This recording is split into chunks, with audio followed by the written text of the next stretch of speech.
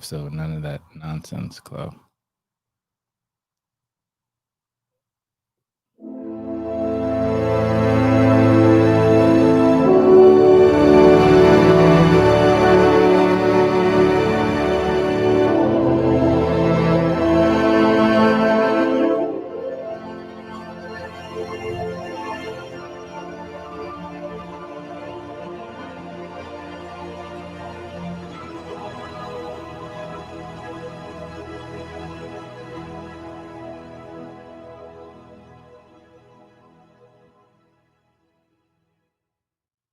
All right, guys, welcome back to another episode of Mental Theater. This one is live. Miguel, can you hear us?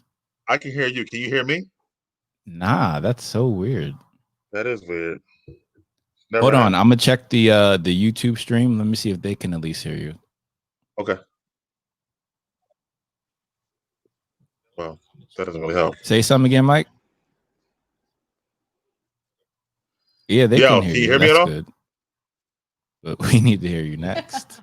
So let's see what we can do. That's crazy. That should work. Can you say something, Mike? If they can hear me, so that's good. There it is. What's up, Mike? Yo. Yo. What's up, Claudius? I heard you earlier. What's good? How are you?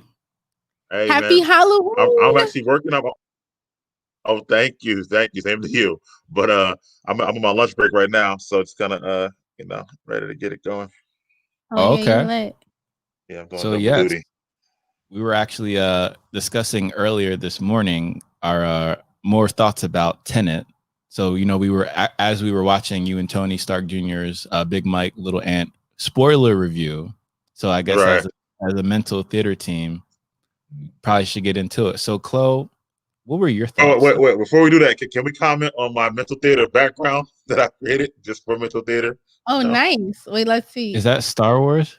That is Star Wars, and that is Spider-Man with Star Wars right Wait, there. are you using the light? I am. Oh, there it is. Yeah. I am. I put it together the other night, so it's nice, right? I have the same. Very nice. And it has the little. You are using the tall. Yeah, the tall one. Yeah, right in front of the computer. I love it. So yeah, it's lit. Yeah, but go ahead about Tenet. So yeah, what were you guys' thoughts? Yeah, go ahead, Chloe. When you first saw it, what were your thoughts? So first of all, let's talk about how I went to the movie theater in the pandemic. Great point. Because I said on you go everywhere in the pandemic. I want to hear that. Listen, I said, but you remember, I have to acknowledge the fact that I did say on camera that I wasn't risking my life for the pandemic to go see a movie in the movie theater. That's true. I would like to say that the movie theater was empty, so that was nice. It was completely empty except for like a couple that came in and they sat like so far away from us, so that was nice. And it didn't feel scary, but it did feel like a ghost town. So it gives me, a foreshadowing of I can't see how these movie theaters are gonna stay open. Yeah. Just thinking about it. Well, a couple of them, but Regal already closed in the beginning of October, so I don't know. They went out of business, closed. They closed like they closed the doors until further notice. Really? Wow. Yeah, Regal closed. Yeah, October 8th. Yeah. I don't know how they're gonna make money because even though it was open, like just operation costs alone, you would think to run, all the lights and electricity and the concessions and stuff and like wasting all that popcorn. I don't see how they can stay open because there were, like I said, it was just us in a movie theater. So I don't think that we can keep them open with just like one ticket. However, it was kind of cool just how was it's like how was the aquarium? Okay. The aquarium was small. I love aquariums. Like anywhere I travel, I try to make it my business to find an aquarium. And so like my cousin, she had interviews for her not residency. She's a doctor and she's doing like all these online interviews for her programs. Shout out to Dana. So she basically kicked me out the house because she lives in a loft and there's you can hear everything. So anyway, went to the aquarium. It was mad small. I thought it was gonna be huge because it was in Virginia Beach. It's in a beach, but it was small. Like it only took me like 45 minutes to get through it. But there were people there, but it was like, and I went, let's see, I think I had 11:45 appointment. So it was kind of dope. Like they do like appointment settings. And it was like a one way through the aquarium. You couldn't just like wander like you want. They had the touch tanks were closed, which sucked because I wanted to touch a stingray. Rest in peace, Steve Irwin. Go ahead. Because they feel good. But anyway, yeah, I couldn't touch those, so I was sad about that. But I got some good pictures with All right. yeah. Well, Tenet. What you thought? Back to Tenet. Sorry, as we digress. So Tenet, yeah, we went down a rabbit hole. I was intrigued.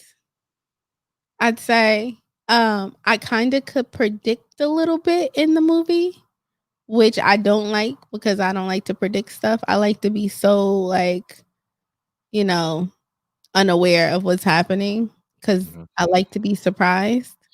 But like throughout the movie, there were a lot of clues to what happened at the end. Like when Denzel's son, what's his name? John David Washington. John David Washington. He's a really good actor. I like to comment on that. But like when he was fighting the guy, I was like, oh, he's fighting himself. And then when the girl jumped off the boat, I was like, that's her. So I predicted that before the end, but I was confused a little bit at the first part in the opera house. Like, what the F was that about? Because they never really explained why they were in the opera house, why they were like these secret special ops trying to go in there to save the guy or do whatever with the dude. I was confused. Interesting. I mean, I guess I only viewed it as a mission, right? To abstract some type of information, because when you're in the intel world, that's really, all that you're doing. And I guess one of the overwhelming themes that Christopher Nolan and his brilliance in this film tried to illustrate, I think, we got Tony Stark Jr. as well. He definitely wants to join this discussion. Happy Halloween! Oh, happy Halloween with the background. What's going on, guys? Sorry that I'm a little bit late. I was doing a haunted tour. You went on a haunted tour? Well, no. So I was playing video games with haunted elements of it. So we played 3 different games. So yeah. But we usually do go on haunted stuff, but this year, I heard everything wasn't as good. I heard they got people running around with masks on, and I'm like, doesn't that go with the Halloween theme though? Like with a mask? Yeah, you got a werewolf and he got a mask on. Like a singing asylum or something, and they can all wear masks. No, that's kind of terrible. But I did dress up yesterday, so that was cool. I went to work dressed up. So what did you dress up as? I always have a Jason outfit that I made years and years ago. And so like if I'm going to like work, I'll always wear that. But then if we go out, then Sandy do our makeup. So we might go out tonight, actually. A friend of hers is inviting her to a bar. So we might go out and Sandy might have another chance to do her ghoulish makeup. So I think you guys seen the Scarecrow video. So that was all her makeup, all her stuff. She dressed us up as clowns one year. We was like Panther, like cat people one year. Yeah, it's kind of cool. That is cool. Like cats. I'm gonna be Barbie this year. So, all right, cool. So they watched our spoiler review of Tenet. They were talking about that. Oh snap! That's what we were talking about. That's cool. Absolutely. So you came on at the right time. Absolutely. Well, did you say how'd you like Tenet for the second time? I'm just curious. I don't know. I didn't get to see the second time yet. Oh man, you didn't. Okay. But I still wanted to watch you guys review before, the spoiler review before we had this conversation. And you guys made a lot of great points as well. And I guess for me, I viewed it differently. And because I understand you guys are massive film goers and professional film goers, and I guess you would view let's say the film in a different way, like in terms of being entertained. And I completely understand that. I guess I was viewing it more as a work of art, because Christopher Nolan loves making film pieces that are works of art. So I was more looking at it as you would look at a painting in the Museum of Modern Art or in the Louvre. So there's always going to be an underlining esoteric message to the film. because if we're being completely honest, some of the best filmmakers, they don't get into it because it's a hobby. They get into it because that's their passion, and they have an editorial message with that passion. So what I got from Tenet was that you kind of have to become the future version of yourself in current time, and then you essentially your future self, you're going back to help your current self achieve that success. So that was the underlining theme that I got throughout the film, and I love that element to it. And again, as Chloé was saying, I think John David Washington did an excellent job. I was very impressed, and that was the first thing I said to Chloé. I was very proud of him for him, stepping up into this role, especially with who his dad is and being in his first essential blockbuster. So I thought he did a wonderful job as well. It's a shame that the pandemic happened, because that movie could have been so much more, or could have did more, and could have more people could have seen it, and it could have had a bigger buzz. That's sad, man. Yeah, he could have got to like walk red carpets more and got a bigger buzz of his career. That's what I'm more sad about for John David. But I always thought he was good, even in Ballers and stuff like that. Yeah, like I had some, you watched the review, like the sound really was bothering me the most more than anything. But I think that was low. Right, it was low, right? Whispering? Right. That's the same thing. Yeah, remember I commented on that. I was like, I can't hear them. They're whispering. Probably because you were talking during. No, I was not talking. And you were like, no, that's a part of This Is Josh's Place. No, that's a part of the process. They want to whisper so you can watch it again. And I was like, well, I can't hear.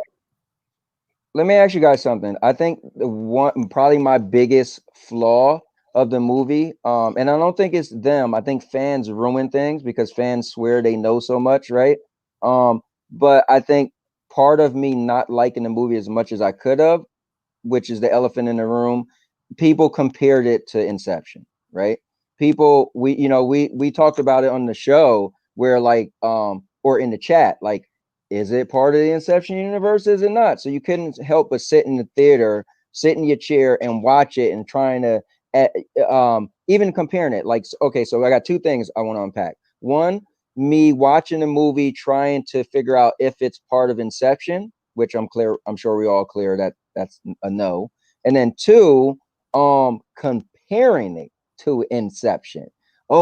Inception was like a masterpiece, right? Like you just mentioned, like, Inception was an artwork, right? We all have seen Inception, was like, man, that movie was a brilliant movie, right? So I'm watching this the whole time, like, is this going to be better? Is the characters going to be better? And I think what me and Mike, and I want to say it correctly, spoiler discussion, not review, but in our spoiler discussion, we both agree that, it was an unfair advantage. You got Leo. Like, come on, we can stop right there. So Leonardo DiCaprio was in Inception, we had way bigger actors in Inception. I don't know budget wise, but just Inception to me was a bigger movie. Like, even when one of you guys said, Nolan said he won't allow it in drive-ins because he want everybody to see it to its full potential. So when I watched it, I was like, oh, cool. And when the movie ended, I'm like, I don't see what couldn't have been in the drive-in. Oh, I saw that immediately. The entire sequence of the film, you need to see that in the theater. What it's all going to get taken away. Any other platform that you watch it is going to take away from the film. That's how I saw it immediately. You're talking at the end with the battle? Oh, no, the entire film, especially with the opening scene. No. Okay, I have a question. Absolutely. I have a question to pose to you guys. So if a movie is only good if you watch it in the theaters, is it really a good movie? No, not necessarily. Right, because it can also be watched other places, but I'm saying, like, the first time you watch it needs to be in the film, but you can still watch it again. Like, I'll watch Dark Knight many times and it was fantastic in the film, but I'll watch it again on any type of. Yeah, because real quick, Mike, to answer her thing, there's a movie that I watched at home and I was like, oh, I would have loved to watch this in the movies. If that does happen. There's times where, because movies give you this bigger than, larger than life. That's what the movie's supposed to do, right? It's bigger. The screen is taller than your house, unless you live in a high rise, right? So movies, that's what they do. So I get it. It wants you watch a movie and be like, whoa, you're wild, because it's a massive screen, So when you're thinking of reviewing movies, do you give extra points based on like the medium that you watch it on? Not me. I don't look at it like that because I'm different than those guys. Go ahead, Mike. So I think it depends on the movie. Like for me personally, like Avatar, when it came out, I didn't see it in the theaters. I saw it like months later, and I thought it was an okay movie. And it was, it was the biggest movie. It was the highest grossing film ever. I was like, it's okay. And everybody told me it's because you didn't see it in the theaters. It's because, yeah, but that's different, Mike. That's different. When Avatar, people said that because of the 3D. Not just because in the movies, like it was a spectacle to be seen because the 3D at that time in Avatar was 3D amazing. Plus the IMAX, so it was both. Correct. Yes, correct. But that combination was like you had to see, right? You're missing it if you didn't see it, so that's different. Right. No, but my point is that it doesn't mean it wasn't a good movie, but I think because there's no way I could see it if it wasn't if it wasn't 3D or IMAX. So with that type of movie, if it wasn't in the theaters, then I guess it was not as good. In that particular situation. So then thinking of Inception versus, to go back to Tony's point, thinking of Inception and Tenet, maybe Inception can be perceived as better because it was like new technology that they used in that movie compared to this movie. Also, to build on that point, because you guys said in your wonderful spoiler discussion that in the Inception world, it had a little bit more explanation of what happened. And I would actually have to respectfully disagree, because if you think about Ellen Page's character, Ariadne, she seamlessly transitioned into the dream world like, oh shit. And she just kept with it, similar to John David Washington's character, the protagonist. And again, that's the way I saw it. And how do you like that? They didn't give him a name, just a protagonist. I like that. Oh, I love that. Because especially when the lady in India, Priya, how she was trying to like put him in a specific role. She tried to son him. Yeah, she tried to son him. And at the end, she realized that, hey, you're actually the pawn in this operation. So let me ask you this, Josh. So what movie is a better movie?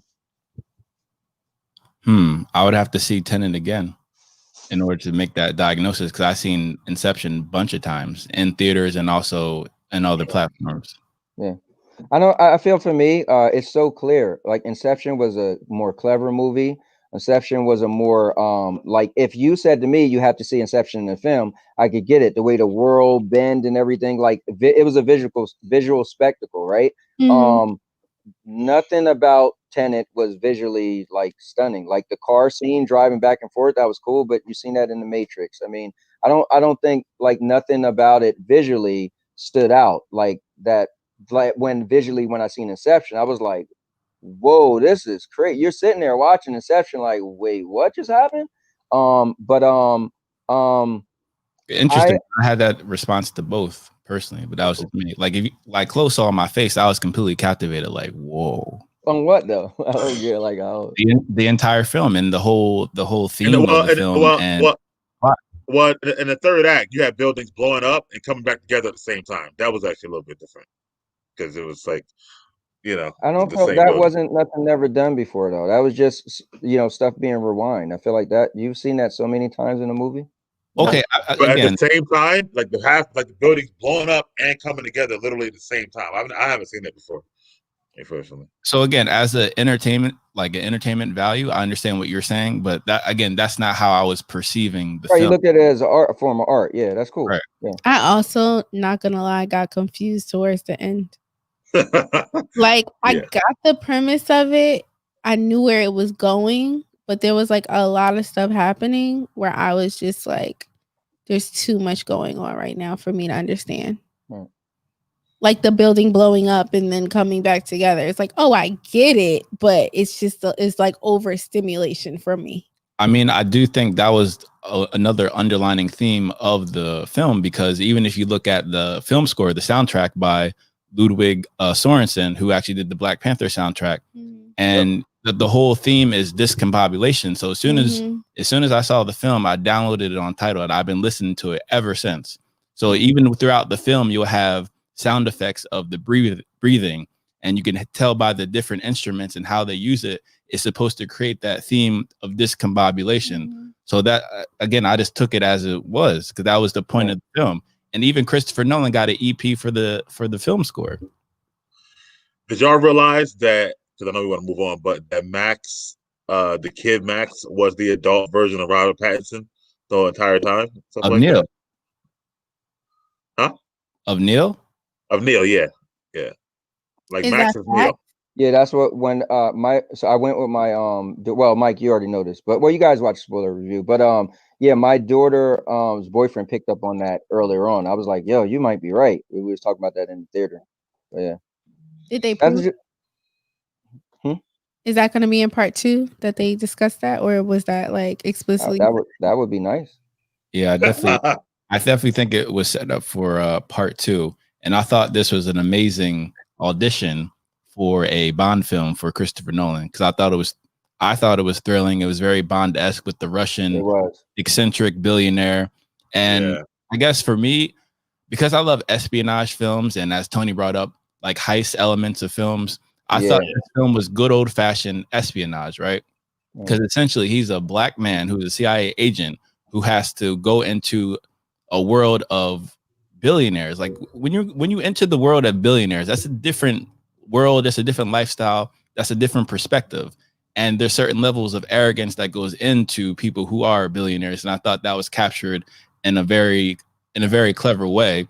In addition to the fact that when he has to enter the world, he has to be coached to a degree, but then he's like discovering it as it's happening, as we are as well, right? So then you learn that he can, alter time. So that's why I didn't think it was a big deal that he wasn't that surprised by the technology, simply because even by the opening of the film with the opera scene and what happened after that when he got captured, if you're in the CIA and you're part of the team that travels with cyanide pills within you, so when you get captured, you know what time it is. Like that's good old-fashioned espionage. So you're at a level of top secrecy that you have to die so you don't give up any secrets. Number one. Number two, you see the plausible deniability in how top secret starts once you're legally declared dead. Now you're exposed to this information, right? Because that's how a lot of things work. So again, as a poli-sci major, that's how a lot of things works in terms of budget, right? Now you're legally allowed to spend this money on X, Y, and Z because this person is dead legally. So now it's really off the books. So to me, it has made complete sense. Well, let me ask you this: one person we left out. I just want to get your point, get your vision on it or your take on it. How well did you like pretty much the co-star, the girl? I don't know what's her name, but the girl, the woman who played the wife. She was a lot less annoying than that other chick in Inception, that's for sure. That's because you don't like Ellen Page. Chloé. Ellen Page was great. I love Ellen Page. Oh my god. Thank you, Miguel. Is my expression on camera? I already heard Chloé take on Annoying. Ellen Page before, so I'm gonna leave it alone. Annoying. Have to revisit it. I like she was okay. She played her part. I'm just happy that, and obviously we're throwing spoilers out there. I don't know if you guys said that before I got on, but I'm just happy that they let her get her redemption or her revenge. That part was actually annoying to me. Bro, really? You didn't want her to get that off? Again, you could have potentially compromised the entire mission. Mm-hmm. True, but be honest with you, she's not an agent. She's not part of all that. For what's personal to her, right? So she's not an agent. She's not hired by them. They was using her as a pawn, to be honest. So for her, this was her personal feelings on what she wanted to get out of. This was her life that was being tortured for all these years. So when you talk about the mission, it's like, am I even getting paid for the mission? I doubt it. I'm just a pawn you guys are using. Didn't he explain to her that if she killed him, the whole world would end? Number one. Sure. Number two, the entire mission was literally essentially a counterattack against the person who put her in that position. Right. So by accomplishing the mission, it's like as a final FU. So she didn't have that patience. She got in her feelings. I don't think for her that was a good FU. It wasn't her plan. She didn't set it up. That's not what her wishes was. What she really wanted to do was off this guy. That's what she wanted. Again, but she knew the consequences of offing him. And that goes back to what you're saying, that billionaire entitlement. because she Yeah, felt but entitled. She I Because think what's you know, cool, absolutely. reason why I liked it, because that was real for me, right? Like you take the person who's being beat, abused, and battered, right? And in other movies, they're like, they want to kill the person. They're like, I can't do it. It's like, what? So you I feel can't like do that it was 'cause so you real might for me. kill the Because whole world right, and your son I included. get you, but Including Max. I mean, come on. listen, on what we talk about, you guys talk about a lot on the show, right? Mhm. Logic versus emotion. Josh, you like to say women are emotional, right? So let's be real. Like that, I feel like for me, I was like, wow, I can't believe she did it. And they pulled it off anyway, even though she did it. But I can't believe, like, whoa, she did it, but her emotions was running too hot. She couldn't step down. She was on this level, and they was like, bro, you got to bring it down. And she just, we watched it and thought cinematically she brought it down, but she really didn't.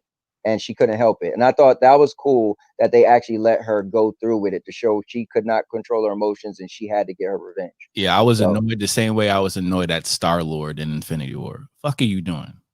yeah, no, that did annoy me because now that's different. He was part of the team. He's a superhero. He gets the ideal of what this is going to do to the world. You can't put her in the same category. She doesn't do this for a But living. she Like was that she's didn't a, she go to She the inverse land and didn't yeah, she but listen, understand stuff? she is what's called a civilian. All right, you can't put this much on a civilian. sorry, Tony. She No, wasn't because she was with a billionaire. Oh, go ahead, babe. hold on, Go Chloe. ahead. So again in the spy world, right? She's an asset, so she's in on it. Yeah, but It's this is called what you're betrayal. doing. It's This is what you're betrayal. doing. This is what you're doing. You're taking the cop who arrests the guy and put him in the paddy wagon, and as he's driving, the paddy wagon gets sideswiped, flip over, and the cop's like, "Bro, I broke my arm. I'm gonna have to let you out, give you the gun. We're gonna have to catch that guy." You're like, "Whoa, you putting all this on me? You a moment ago you arrested me." So you're making the person who's um in the back seat, right, of a cop car, now he got to be on the level of the cop. You can't do that. Like the guy might say, "Okay, I'm going to help you." Like take a Jackie Chan, Chris Tucker or whatever. That at the end of the day, Chris Tucker was still, he was still a police officer, right? Like you're taking a civilian and just bumping them up, and I feel like you're doing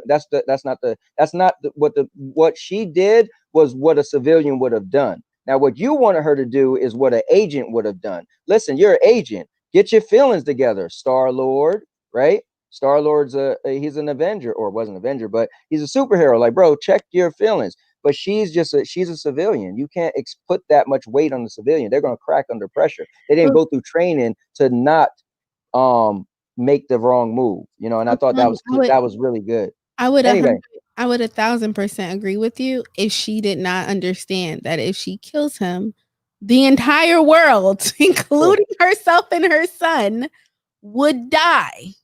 I get you, You know, but she already the- broke it. Somebody tells a civilian, if somebody come up to me and say, Chloe, I know you want to kill this person, but if you kill him, your mom, your dad, your cousins, your whole family, your son, your grandma, everybody's going to die. How can you not check your emotions? She was being selfish. She was not an adult And she or was a good mother. Also for the second time. Remember, on the boat, she almost messed up the mission too, when she tried to kill him as well. So it's actually the second time. But to your point, Tony, you can tell her emotions weren't in check because the second time she did that in the movie. Actually, she already broke. She already broke. She knew in her head what she was gonna try to do if she could pull it off. But thank goodness for the what is it, the time continuum, where no matter what you did, it was whatever was gonna happen. That's the irony of it. She got one of her selves got more upset seeing her other self jumping off the boat, thinking it was a side chick. Yeah, that's crazy. No, that was really cool when they unveiled that. She felt jealous of that woman. Remember? Right, she was jealous of herself, which is crazy. Yeah, emotional. That was cool. That is cool how they did it. So I mean, honestly, to defend Tony's point just a little bit, because I'm not going to defend it all the way. Whatever was written, right? So she had to we already knew that was going to happen because it had to happen. All I'm saying is I feel like a lot of times in films they always take the way out. Like they don't. I feel like for me that was the realism, right? And in films it always got to be you know this character won't do that, and the character's not supposed to do this. And sometimes you get mad at films. Like, come on, in real life, somebody would have pulled like the mom who just got beat up and she finally get the gun and she's aiming at the killer and she just don't shoot him. I'm like, are you serious right now? He just raped you and kidnapped you for 30 days and 30 nights. You finally break loose, get the gun, and you don't shoot him. Like, that drives me crazy. But in this, I was like, bravo. They made her say, you know what? Nah, man. Even with the stakes. So I thought that was cool. But that's it. And he was already dying anyway. So yeah, I mean, you like, got to compartmentalize. You got to be an adult at that point. Like, you already dead, homie. I don't know. The movie overall for me, I would give it like a 8. Yeah, I gave it an 8. I think if I see it again, I'll probably give it a 9. Because a lot of stuff went over my head, and I had to use the bathroom a couple of times, so I missed. I was like, pretty long. I mean, it was in the beginning of the movie, so I missed like them explaining the weaponry. I just kind of had to fill in the blanks. She went to the restroom as they were explaining the inversion. Yeah, but I kind of that's not fair. Yeah, well, look, at least she gave it an 8 though. You know, I gave it an 8 because you know that, and she gave it an 8. That's cool because he was lit. Like first of all, the acting was dope. I would like to see him in other movies like that, playing this type of action roles, like the 007. Yeah. And I love what they did with the Neil character. Like, made him kind of like, you know, not as like tough but smart and rugged. I love how they did that stuff. So I thought he actually reminded me of Neil Caffrey from White Collar. That's yeah. And Chloé brought up a great point because essentially it was a like equalizer. He's going all out for a person he's not even romantically involved with, which is a connection. In addition, it reminded me of Safe House as well because the CIA. So I thought it was interesting that they incorporated that with his son. I thought that was cool. They trying to typecast him though. I don't think they should do that. I don't know. He did Black Klansman. And that was great. I don't know if y'all seen that, but Black Klansman was great. Black Klansman was really good. I don't think typecast Denzel's son. I think he'll be hard to typecast. Yeah, I was gonna say that. I feel like he shows that he got range. I feel like I could see him in a lot of different movies. Mm-hmm. Yeah, and even on Ballers, he's so different too. If you ever seen that, I know Josh. Yeah, Ballers. I mean, I give it an 8 for the acting. I give it an 8 for the build up. I mean, there were still parts, like I said, I was confused. Like when he was getting tortured and then took the pill, how'd you end up on a plane? Like, was this planned? Were these fake people torturing you to see if you were gonna? Well, it was a test. Yeah, that he passed. Yeah. Oh, that was a test. Cyanide. Yeah. He took the pill. I think because of Inception and the comparison, I was like, when we got into the movie, I said, listen, there ain't gonna be no talking. This is that movie where you're gonna have to be like this. And we was just so into it. And so when it ended, I was like, I got it. You know what? You definitely next time don't listen to people telling you about comparisons and whatnot. Next time you know. Did I really talk that much? I mean, you can't help it. I mean, we talked about it in the chat like a billion times. I mean, people can't help it. But again, I don't like spoilers. That's why I don't like spoilers. I'm like the biggest. Like, if you've seen something, just stop. No.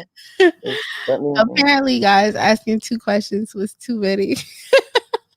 Oh, is that why you said I don't talk in the theater? I didn't really talk. I purposely, because of the previous conversation, I was like, Chloé, don't say anything. Just no, but I do feel bad though if you don't get something, because you could watch a movie and not. So here's the bad thing though, right? Like if my wife don't get something at all, I want her to ask me, right? Because what I don't want is you to watch a whole movie and in 30 minutes in, if I could have explained something to you, now for the rest, the other like maybe hour of the movie, right?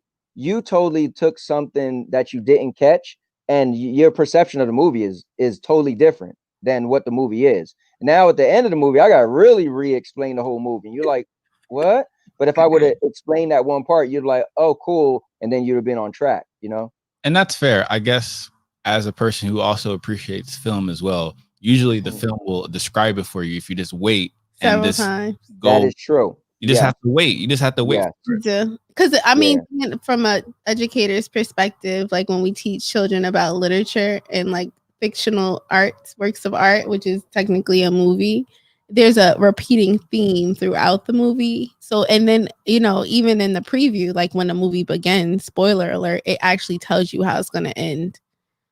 So if you pay very close attention to the beginning, the middle, and the end, you can pretty much get a gist of the movie. Well, yeah, even in this movie, like in the beginning, the first scene at the Opera House, they showed Neil. Neil was the one with the book bag with the red thing hanging and whatnot, who shot him in the arm, you know, to avoid, you know, the bullet.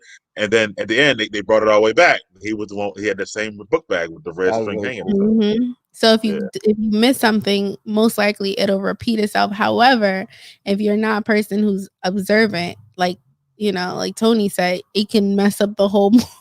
Yeah, it can. I mean, it can. Or if you go to the bathroom.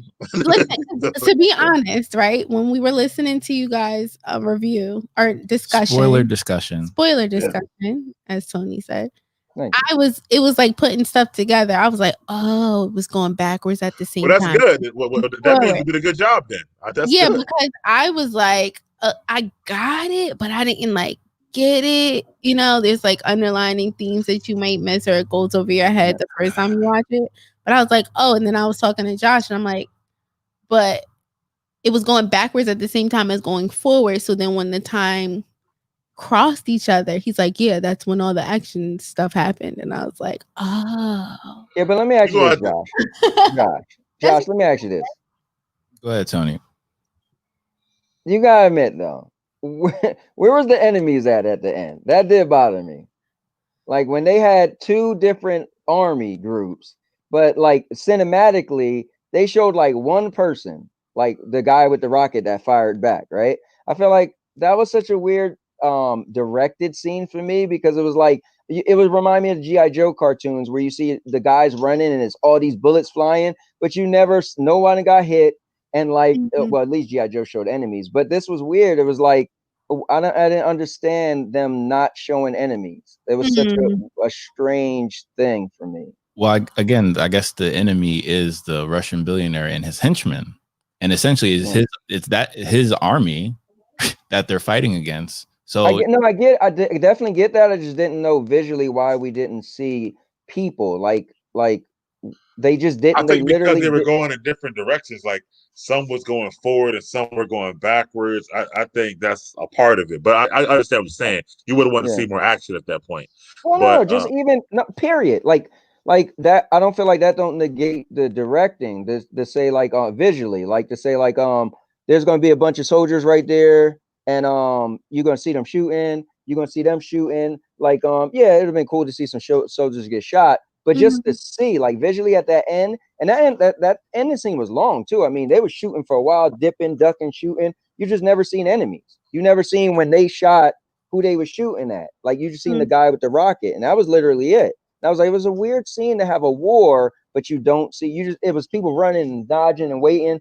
Go, and you just never seen the enemy. You know, that was strange. Yeah, I can hear that. I guess it had to do more with the actual story than the actual war. I guess, again, because essentially the battle scene is a bunch of pawns, with all due respect to those characters. That's why we only see like maybe 3 or 4 even soldiers on the protagonist side that we actually, you know, and we don't even learn their names or anything. So to me, it's not that big of a deal. It's just visually stunning, and then you know the storyline between Neil and the protagonist and the billionaire, and you know, and that's a huge complaint on like a lot of movies. Like, you know, they explain about that about Avengers movies, that there's a bunch of just random aliens, but they're all pawns, like Josh was saying. But same thing about the difference is you actually see those random pawns, right? You see them. In this movie, you didn't see anybody.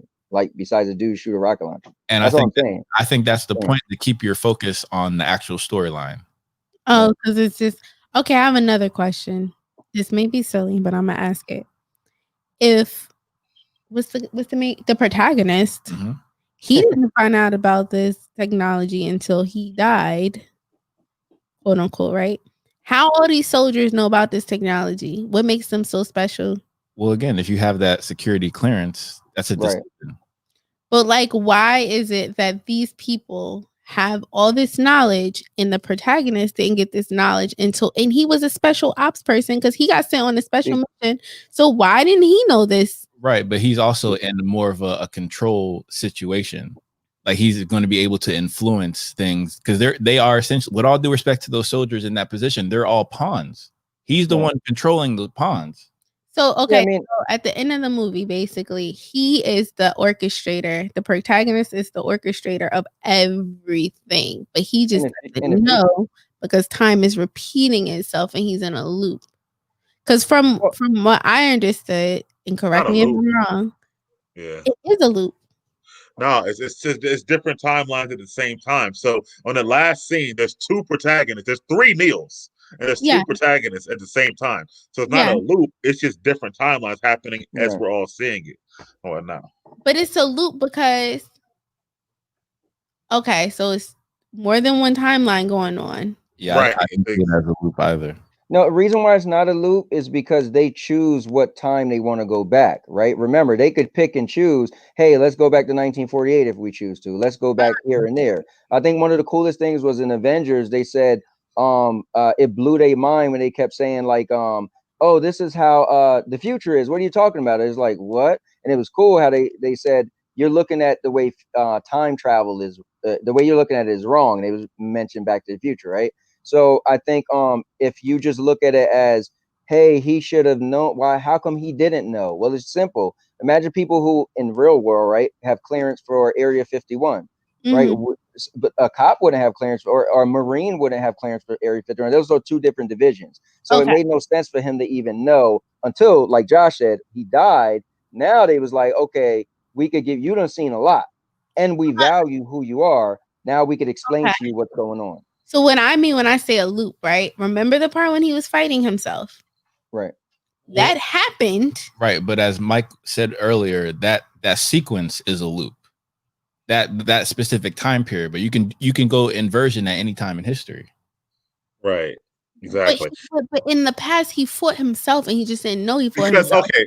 Say if it's one, say if it's one of you. I'm trying to break it down real easy. Say if it's one of you. Okay. Say if it's one of you and that one of you takes 5 steps, right? But then you go into the inversion technology and now you're going backwards. And now you're going backwards in time. The one of you who already took the 5 is still going. So eventually you're going to catch up to yourself. So it's not a loop. It's 2 different versions of you at the same time. The one that went to the inversion experienced the loop, right? I think Chloe, to make it more simple, it's just time travel. They just went back at that specific time. So it's not like that scene you seen that you already seen earlier in the movie. You seen it the second time because that's when they went back in time to that. He was also there. Don't make it fighting himself. Crazy, you know.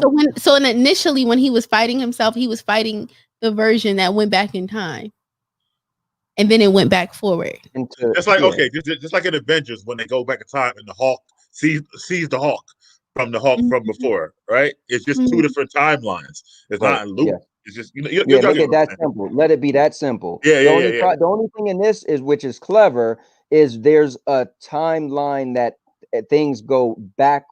Everything is reversed, right? So it's still its own timeline, but everything is reversed. So that's why he had to look. You got to make sure because in this timeline, oxygen is different. Everything's going backwards. So if you come from this timeline where everything moves forward and you jump in that one's go backwards, obviously it's going to mess with you. Just don't get crazy as if it's looping. It's just a different timeline, and in that timeline, it's an inverted timeline that's going in back. That's what different. Right. It's a different timeline, but when you get there, it's different for you. You got to move back. And that's it. That's it. And don't add nothing else to it. Okay. Yeah.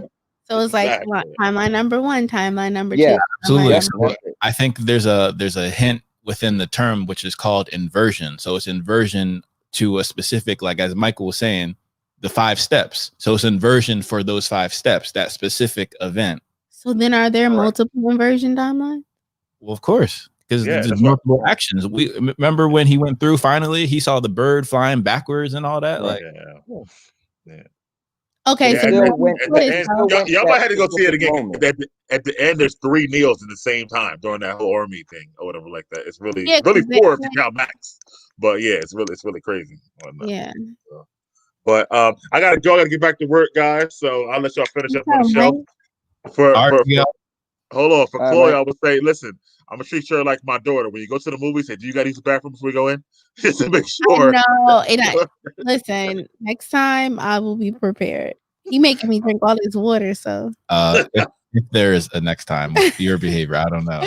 I'm All gonna right, see y'all later, man. All right, see you, Miguel. All right, All right. Thanks for joining us. Yep. So Tony Stark Jr. Yes, Now, sir. we got Naderade. What's up, Nate? This is Mike's brother, Nate. What up, Mike's Hi. brother Nate? Wait, is this live right now? It is. Oh man, I had a couple people that was watching me play All Purpose Champion Crew, and I was telling them about this, but I didn't know it was going to be live, and I was like, well, I'll send you the link after. Here, And we're talking about Tenet, Nate.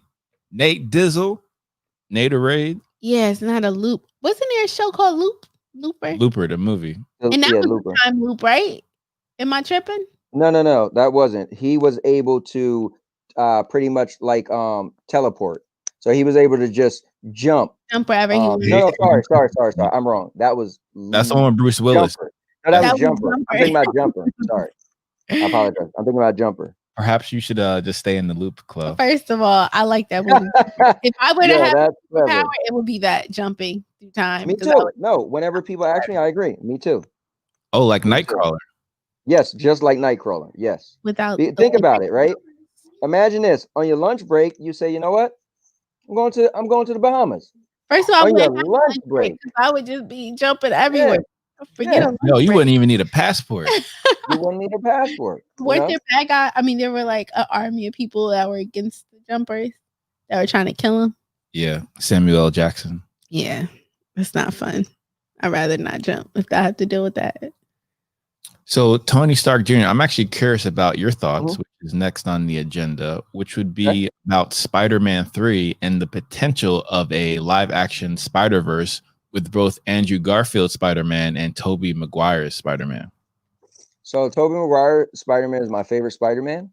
Exactly. And I think Andrew Garfield is my least liked Spider-Man. But you said Tom Holland or you said Andrew Garfield? Apparently they're all going to be in the same. All three. Right. Oh, apparently Garfield and Tobey Maguire are going to have a huge cameo, and they're going to make it like I guess a Miles Morales type of Spider-Verse with live action. Also, Tom Holland did finish filming. Wow, this is such very annoying. Tom Holland actually finished filming Uncharted, the film, so I'm excited about that. Wow, okay. Yeah, I was just talking about that earlier on when I was streaming. We was actually brought that up because they got a video of him on YouTube. He put out saying he's finally going to show his girlfriend, but he didn't. Yeah, he's like the spoiler king at Marvel. I would love that. I mean, Into the Spider-Verse was pretty cool.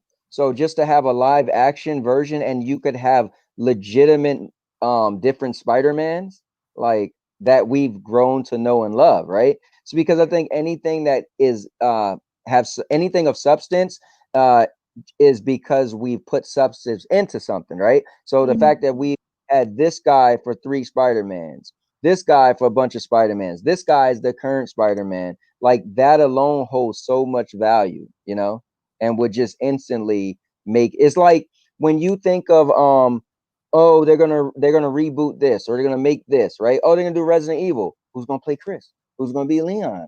Oh, they're gonna do Spider-Man. Who's gonna play Peter Parker, right? Well, you already have Peter Parkers with an S, you know, big prominent characters who did the role well in their respective right. So that alone would make this a must-see movie. Yeah, and I'm curious if you would have multiple MJs. That would be interesting as well. Well, you would have to take each MJ that was MJ, right? That would be fair.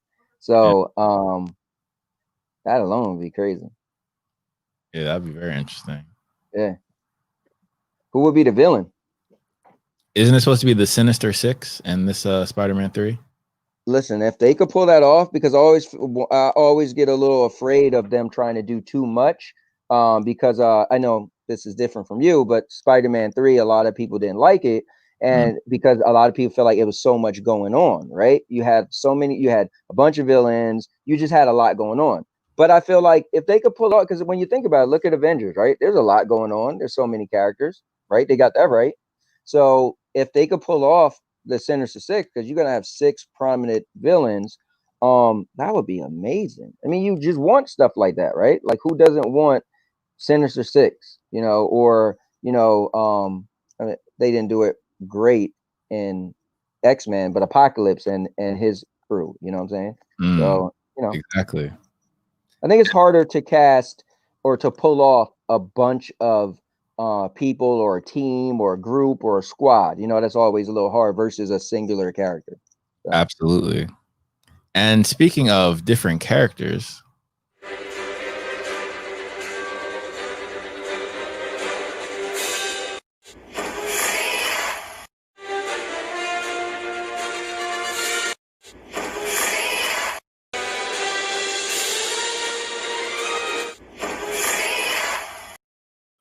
how is your character development going in Stadiaverse, sir? So what was cool is I played not that long ago. I backed down a lot on the game because I got just a lot going on. So I'm definitely not playing as much as I thought I would have been.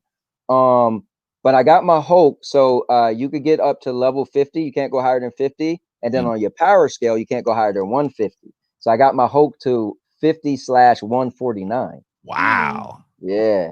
So, and then they have certain things in the game you can't play unless you're 143, 147, and 135.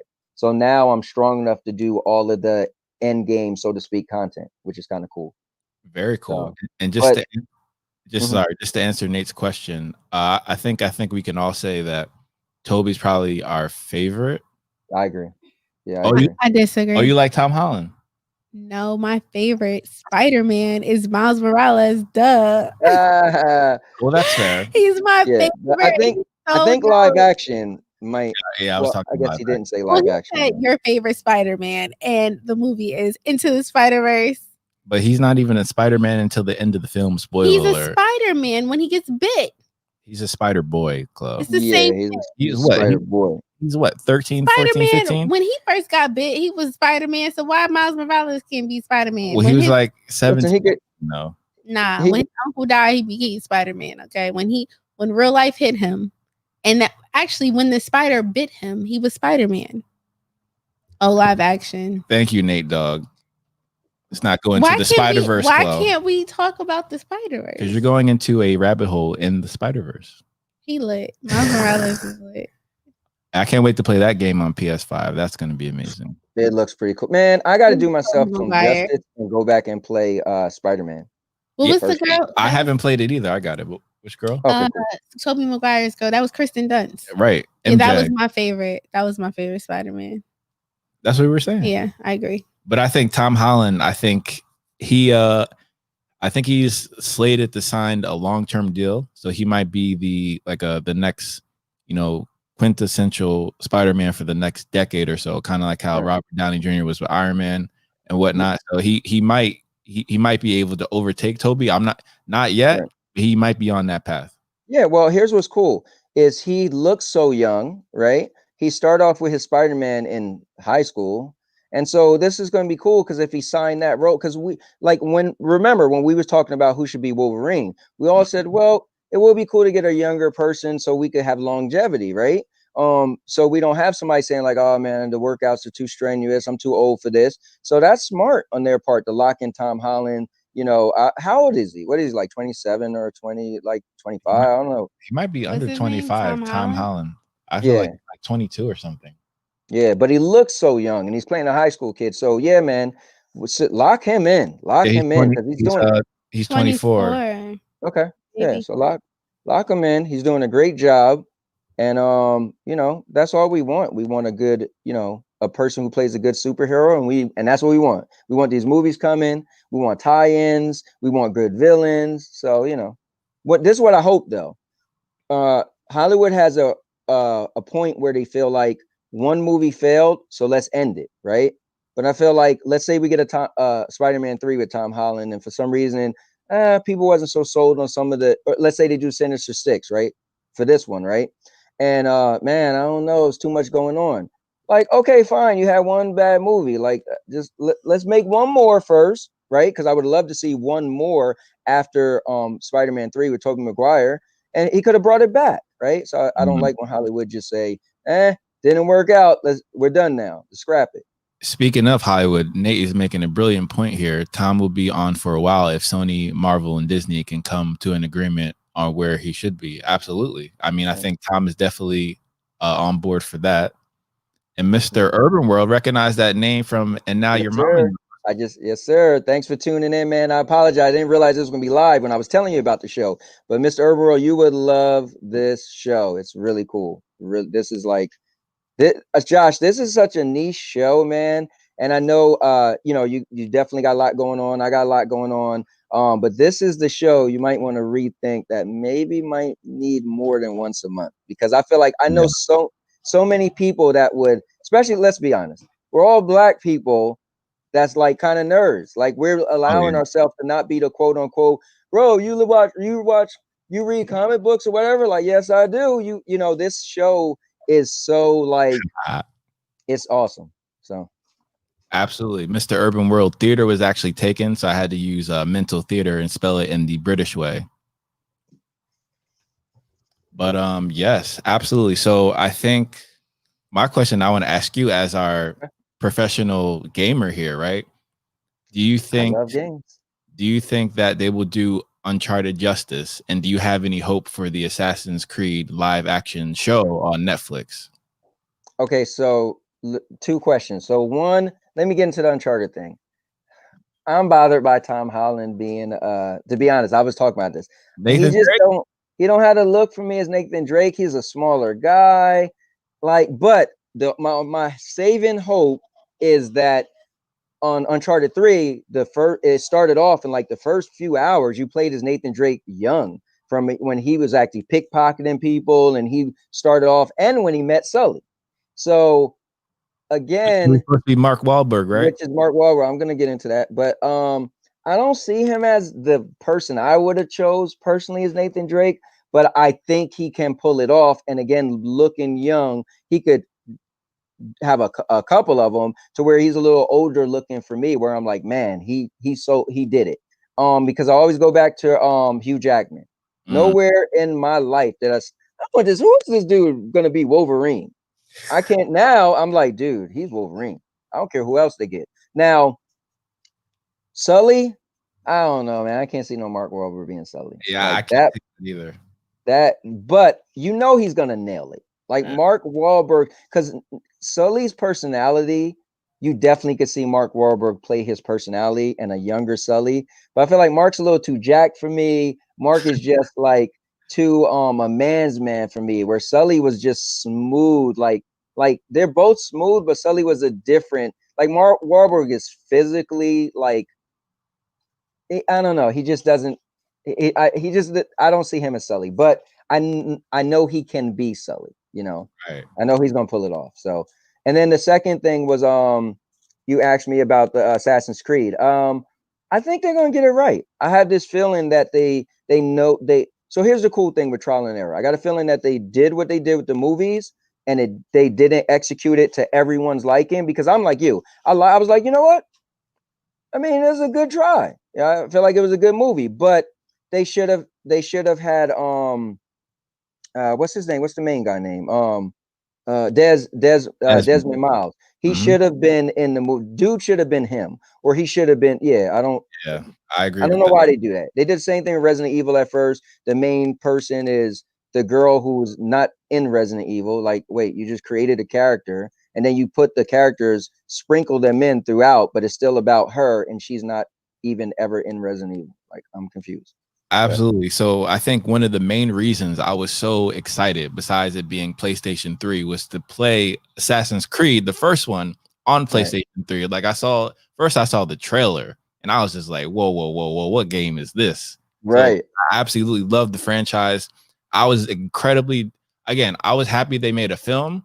Was it the best? Absolutely not. I was just happy we got a Assassin's Creed film, and I thought there would be a connection to a video game, so that Michael Fassbender's character would also be acting in a video game, like how they're doing now with all the massive studios.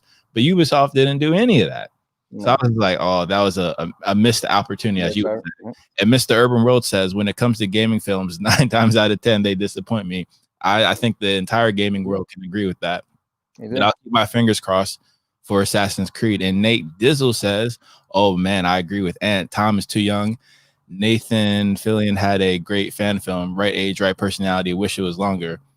I guess I got to check that out. I didn't hear about that. And I guess for Tom Holland, I think they might be looking to do, because I feel like it's a similar demographics, kind of like Alicia Vikander's role as Lara Croft in the new Tomb Raider series. So I think they want them to grow into that role. So we see them at in the origin story. This is what I think. I think you can't, even me as a fan, would I chose him? No. But this is what Hollywood will get right more than me. Hollywood probably looked and said, okay, who's out now? Yeah, I could take a guy that no one really knows and put him in that role that may got a better look for it. Might be a little bit older, right? And fit a Nathan Drake. But I'm going to choose a guy that everyone knows because he's hot right now and he's young. So we could get maybe 4 or 5 Nathan Drakes out of this guy, right? So that's smart. And that's what I feel like, I don't have the budget and have the money that Hollywood has. And I feel like this is what make them surpass my level of thinking, right? Where I'm just going to be thinking visually what will work, where they're like we go back to the, and I apologize for people who missed it, but we had a great conversation about Tenet, and we go back to the Tenet. You look at it as a masterpiece. So the people, Christopher Nolan, the pieces he set in place, my mind would skip over that, right? If you gave it to me, I'd have ruined it. My film probably been terrible. You'd be like, whereas me, what I think may work, but I don't have that mind where like someone who's looking, this is going to be a masterpiece. Because at the end of the day, stuff that I think may make it flawed, like you said, you make a great point, and Mike and I talked about it, and he missed that point, right? He didn't break it down the way you did, but you said, listen, what was the point of even showing the enemies? Because it instead of you get carried away on some fight scene, action scene, no, it didn't let you do that. It kept you here. Like the main thing that we want you to focus on is this character, and we're getting to the meats and potato now. We're getting down to the end. Why let you get slipped away in this fight scene? Like Chloé May got slipped away and them in the snow forever trying to snipe somebody. I remember you saying that, you know what I'm saying? In Inception. Right. So, so I forever will stick to how I feel about Inception. And you're entitled to. And you know what? I'm not the only one that feels this way, because I've asked and other people are like, why were they in the snow? Exactly.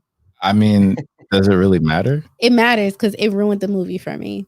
I think it took it to the next level, personally. I disagree with your viewpoint. Maybe it's a demographics thing. Sounds like it. Like, why are they in the snow? It sucks.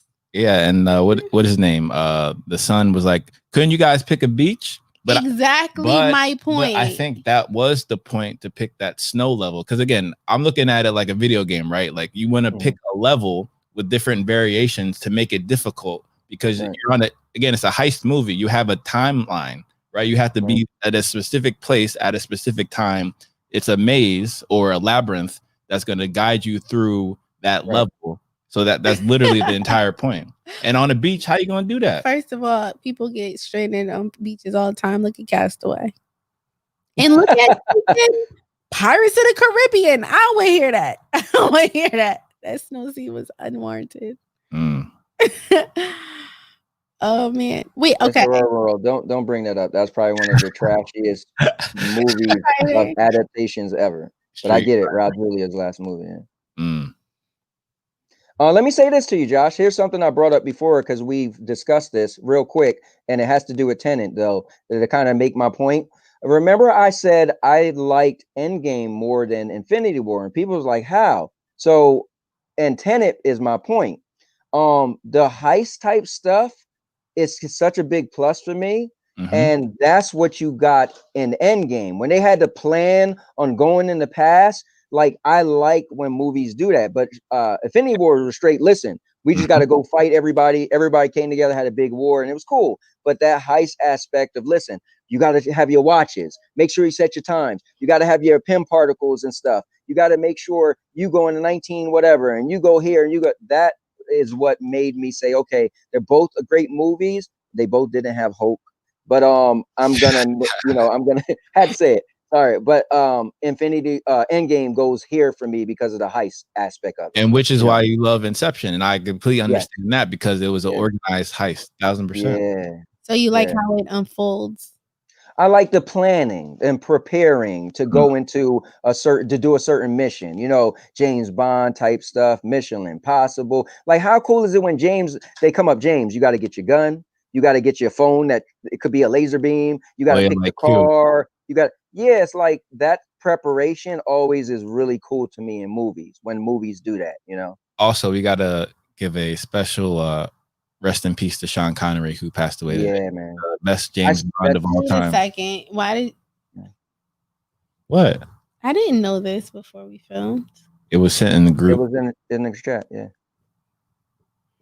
And you get the news break alert like I Sean do. Connery. Yeah. Wait, you know who Sean Connery is? Yes, I know who Sean Connery is. He's like one of the only people I know. You know what's one of my favorite movies with him in? I really Red October. He's dead. Not Red October, but I watched that too. But The Rock. I loved him in The Rock. And you know how he played as the fighting. Hulk was useless. He was quivering in his boots. Who was? The Hulk. Mr. Yeah, I'm not even gonna I'm not even gonna rope me into that. that. He's 90 though. He's old. Yeah, he was 90, yeah. It doesn't make it any less sad, but yeah, no, listen, when you think of pioneers in the acting world, his name is up there, man. Oh yeah. Yeah. Especially for James Bond. He set the bar. Yeah. I mean, yeah. So hopefully we'll have a Christopher Nolan directed James Bond, because I think he can revitalize that franchise. And maybe you get someone like Tom Hardy to play Bond. We'll see. Yeah. What I was watching something. So you're gonna have to look this up because I'm gonna mess it up. Is either they was talking about the next Bond or who was playing Wolverine, right? I was listening to the radio and I told Mike. So whenever I told Mike, that's when I remember which one it was. So watch. So when I tell you this, but you can look it up. But I was listening to something. They was like they're this close on making Harry Styles or Harry. His name is Harry something. Who is that? Harry. No. You want to sing? I felt bad now because I thought Harry Potter. All right, forget about it. No, not Harry Potter. The guy name is Harry. I said it on one of our shows. I gotta go back. I thought Josh probably would have heard it also. Whatever. It was like he's this close on being the person, but they had to check 2 other actors and see. But Harry. Oh no, is Michael Caine still alive? Did he die? I don't know. He was just in Tenet. Just making sure he's still alive since Sean Connery died. Listen, not for nothing, man. He's old too. When people say somebody passed away, I'm one of those people. So I didn't do it today though. When you put it in the chat, but I'm usually like, really, I need to see some identification. But today I was just like, wow, okay, I'm gonna take. I put it in the chat. I'm pretty sure like you didn't think that what's the name had the PS5. Travis Scott. Tony, can we just talk about that for like? We can. I'm not a gullible guy. You gotta like gullible. It's just marketing, bro. No, that's cool. But you almost gotta. I could see if it was like a prototype in there. Like no. Here's the thing, though, right? This is now that to see what got me. I watched a full trailer that showed him and showed it, right? The other thing was just a picture of it on his lap, so we don't even know if it was his lap. That he was like, not gonna put it up. He's getting paid to put that out. It's marketing. That's a check. I mean, again, this full disclosure: these celebrities get paid around $500,000 per post. It's a check. That's a whole check on Instagram. That's just food for thought. That's and that's fine. But you know, so what if you see ain't somebody do? else with the PS7 on their lap. Listen, you know what my grandma used to say, right? Old Jamaican thing. You're not gonna pull the wool over my eyes, right? So that just meant like, who you beating in the head, pretty much, right? So you ain't pulling the wool. Like, I just feel like I just don't believe everything I see, you know? So you show me a couple posts, like, oh, wow, I guess it's real. And I sent that thing even to a bunch of my friends. Some of them thought like, nah, this ain't real. Some people like, no, it is real. Remember, he was in Fortnite, you know, he had his own McDonald's burger. I mean, you know, which was really good, by the way. It's pretty much was a quarter pounder, but But yeah, I mean, but the video is undeniable, right? So there's certain stuff where you could be like, really, did that Is person it die? undeniable in 2020? Because I'm gonna play devil's advocate for you with all the CGI or whatever. No, you're right. But so if you're gonna believe that, you should believe everything. No, I won't. No, don't say that. Don't say that. I'm gonna just say next time you see somebody post something on Instagram, it might be real. It might, you know what? Listen, I never said it might not be real, you know, or it might be or it might not. I didn't believe it was real, but it might have been, and it was, you know. Listen, right. who am I? Especially right before the launch. It's timing. You gotta think about all the elements of marketing. Timing, who it is. So Tony Stark Jr., if you don't mind me asking, what is your strategy to get one of the first wave of PS5s? So you know what's crazy is I could have secured it. A lot of people don't do one thing that I do or subscribe to. I love GameFly. GameFly sent me a thing, personally emailed me, and it was for $7.99. It was a PlayStation with the Miles Morales Spider-Man and 2 controllers for $7.99. It was like, we got them now. And I just screenshotted it and showed it to my son because he wanted a PlayStation like crazy, but he always responded to me late. And I was telling somebody else, they was like, yo, get that for me. Went back to GameFly, sold out. Damn. But $100.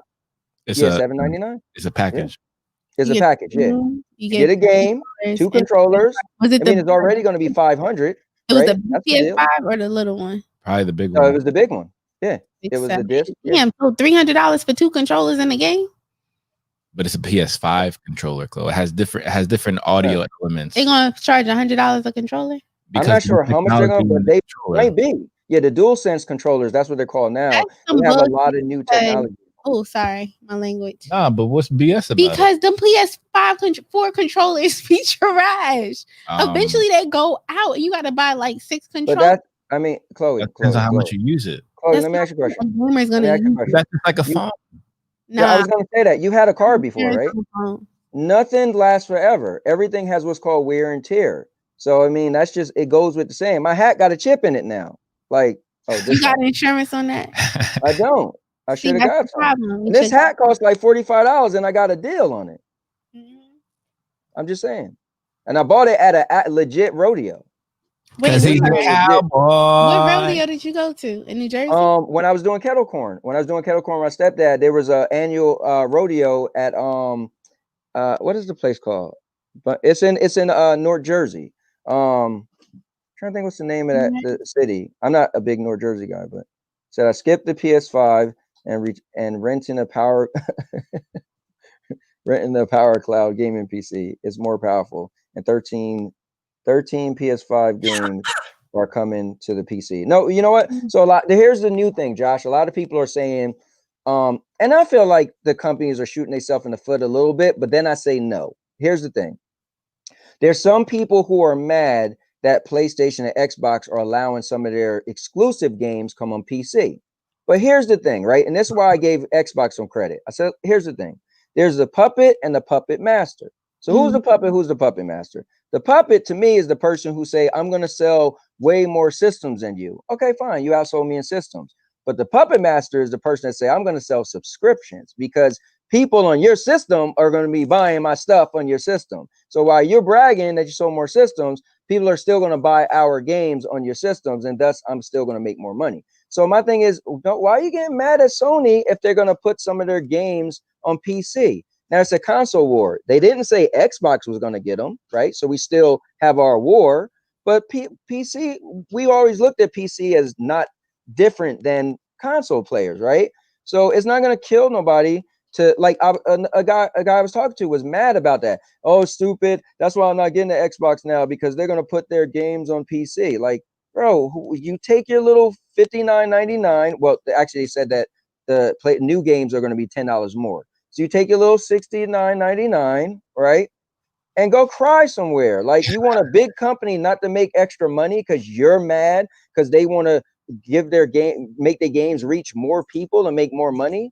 I don't like broke-minded people. It bothers me, man. Like it's people, this is how I always look at it. People are consumers and people are there's consumers and there's like business owners. And it bothers me. Like, bro, stop being a consumer all the time. Like you're mad because this billion dollar company want to make more money. Your little one game, you only buying one game. You tell them you're going to buy all the games they would put on PC. Then don't put them on PC. I'll pay for all of them.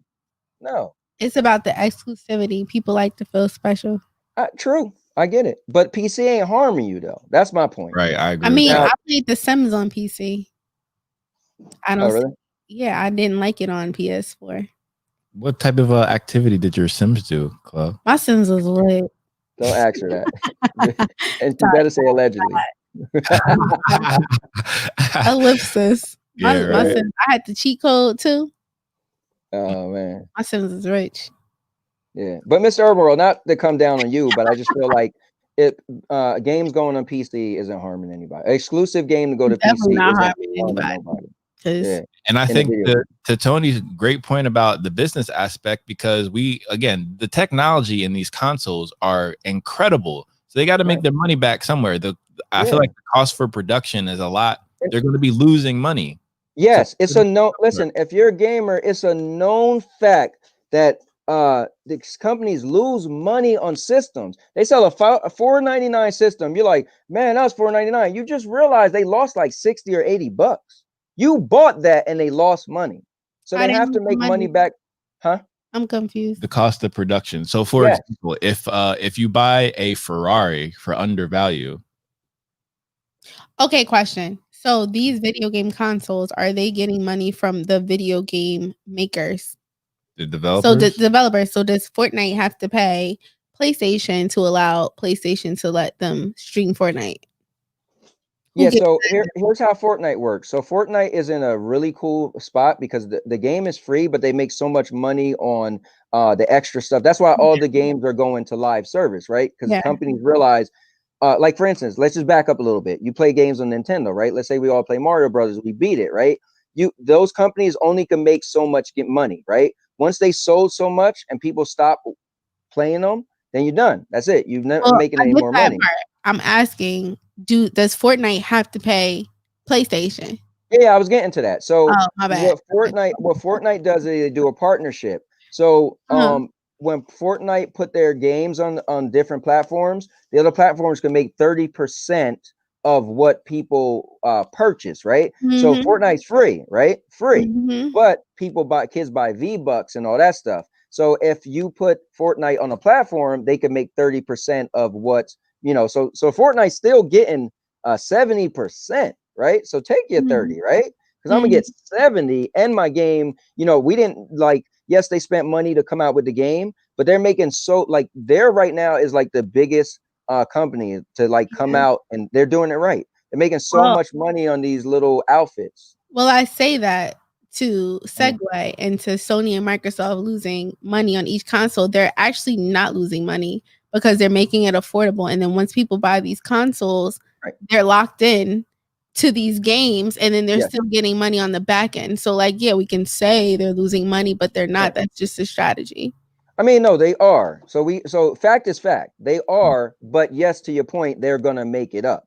So that's why it's always a console war, because that's why you make exclusive games, so people could definitely buy your system and yes, like you said, be locked in. The only thing I'm gonna give Microsoft credit is this new Game Pass mentality is like people are like, bro, you don't even seem like you're trying to sell the system. I think they're looking past systems where it really not. They're trying to sell a service. That's just the sign on the door that says sale. 50% off, come in. Yeah, that's the loss leader. So I agree with that concept. Yeah, so it's they're losing money, but I don't think they're they just appear to be losing money. I mean, they are losing money, but they're gonna like how cheap the systems are, like $200 for a PS4 eventually. Right, but again, I would say for different products, there is always going to be a markup in retail for these products, right? But again, that price is going to be broken up by the manufacturers and the retailers and the wholesalers.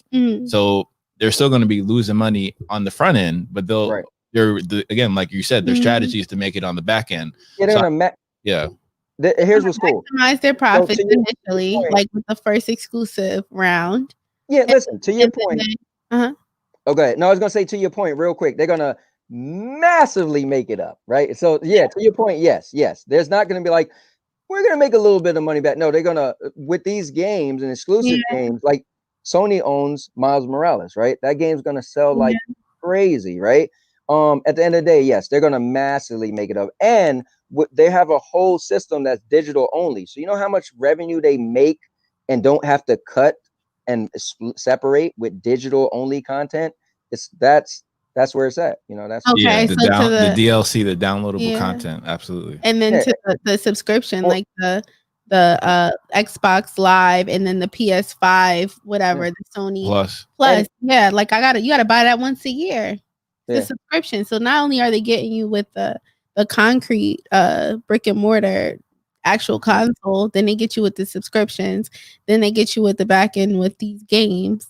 Yeah. So, And what like, I was alluding to, and then with the COVID and the quarantine, everyone's gonna have one. This is like their time to shine. well, everyone's to Josh's point, because I never answered his question. What am I going to do to secure one? Because technically, everyone's not going to have one. It's really hard to get one right now. Everyone's gonna have Oh one. yeah, eventually. Oh yeah. They're smart. Eventually, they're gonna Just like everybody got a PS4.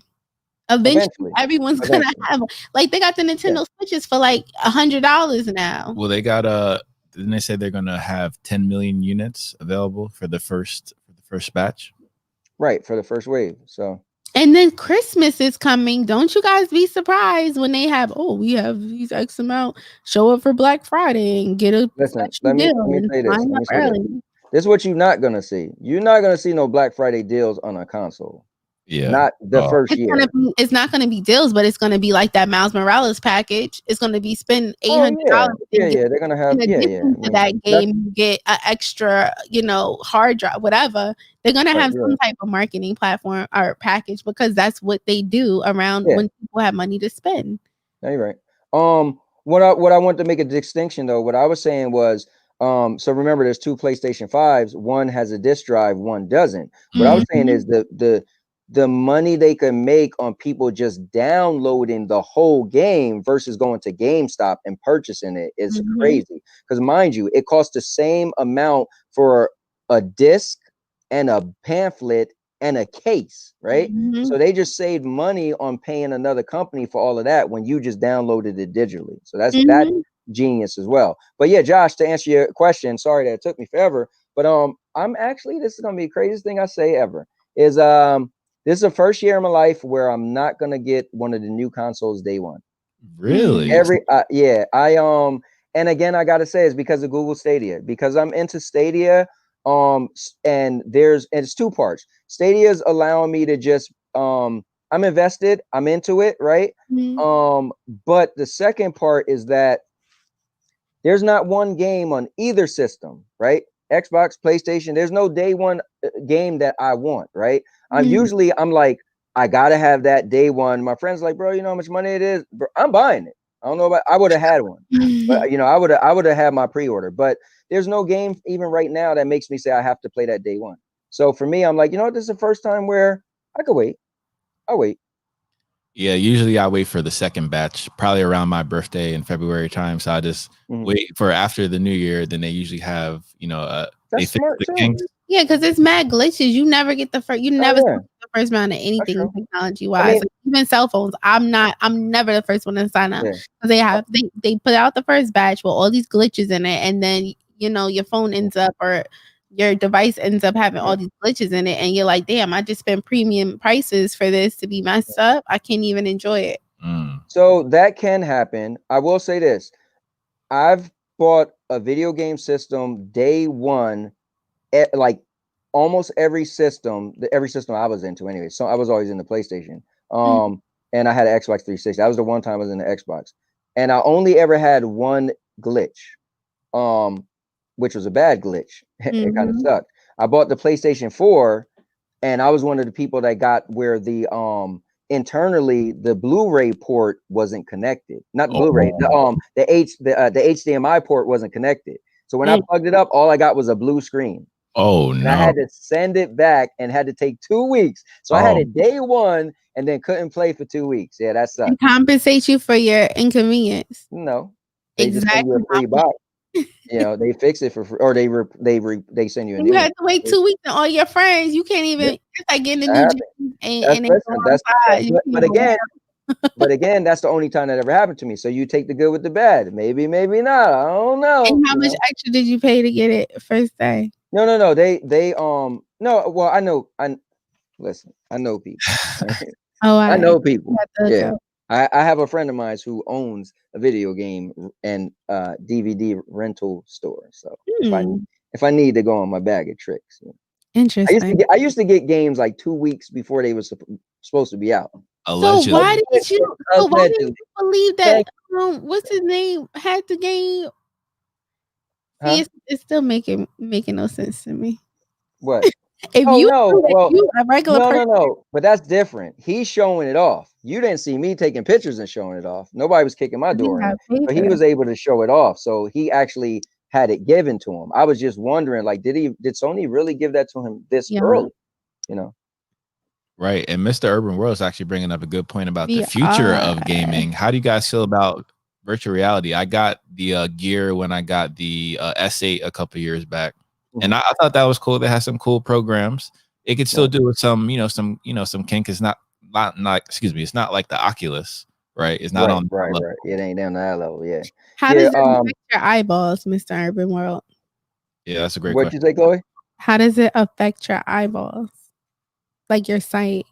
Well, listen, like it's just one time I did VR, I was at a convention. ... And I before the COVID, because I would never put on a VR set after the COVID to share. But I tried it on and it was freaky. Like it really felt like you were there. Pun absolutely intended. It felt like you were there. And I was just like, if you wear that all day long, you gotta, because when I took it off, I was disoriented. I mean, that is the point. It's full immersion. It's blocking out your peripheral. Even in the peripheral. The crazy thing is, let's just say this: when you wear them VR sets, your peripheral has the peripheral of the virtual reality. Right. Exactly. Which is creepy. Yeah. Because it's like you said, it's full immersion. Didn't you share that picture on the YouTube? I mean, on the meme or whatever of the guy in a virtual reality suit or something with the VR? Didn't you share that in Mental Theater group chat? It was like this picture of like a suit or something you can wear while you're playing with the VR set on your face. Right. Like you can walk through, like you can feel, feel everything. Like you're on the terrain and stuff.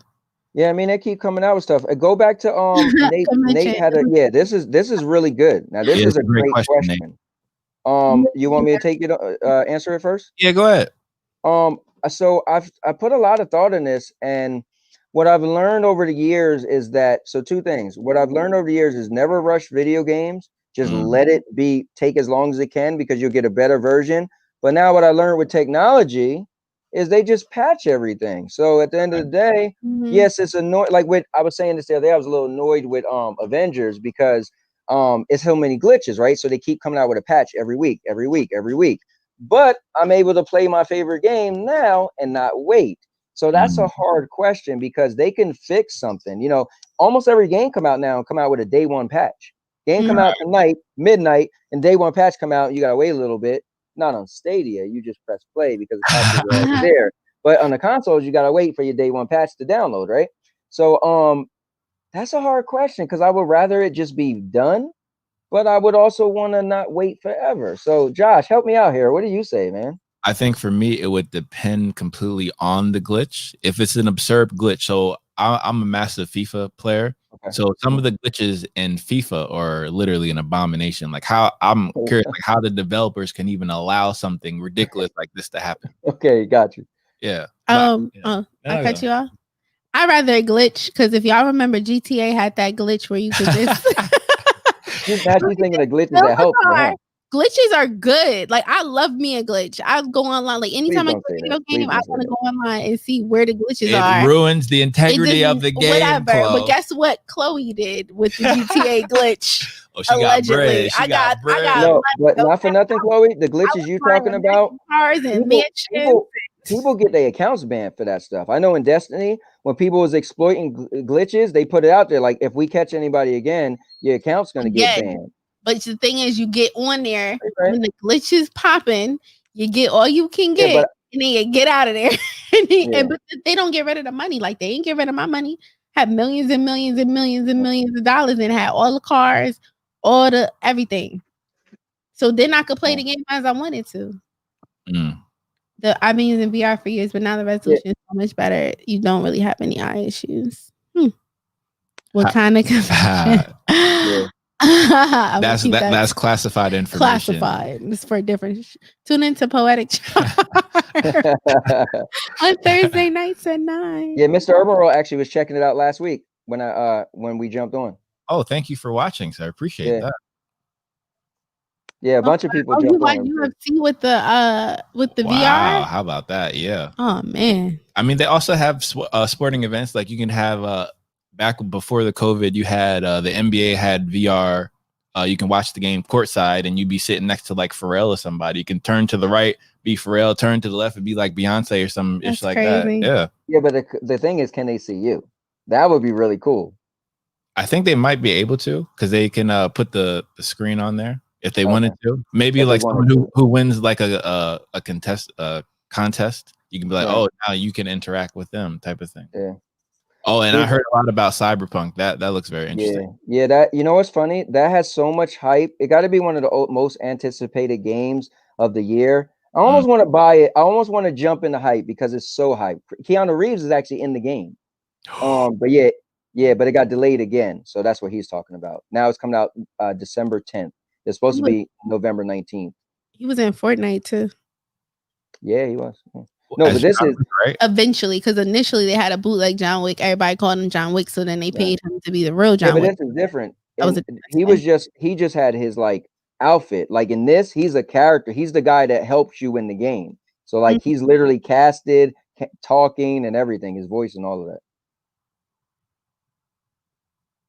Cyberpunk delays is just so they can cash in one day on next generation consoles. I think he has a good point, right? So let's say you could have made Cyberpunk be for the current gen, right? But you make sure, you know what? If we just wait a little bit and it come out when new consoles come out and they get that version, you know. So that's a good point. That's what I would do. There is a difference between a glitch and a cheat. However, but she's not talking about a cheat though. She's literally talking about a glitch, but you was able to exploit it for your own. No, it was a glitch because there was a patch that came out that got rid of it. It was a glitch. Cheat code is built into the game. A cheat code is like an Easter egg. Correct. She's right.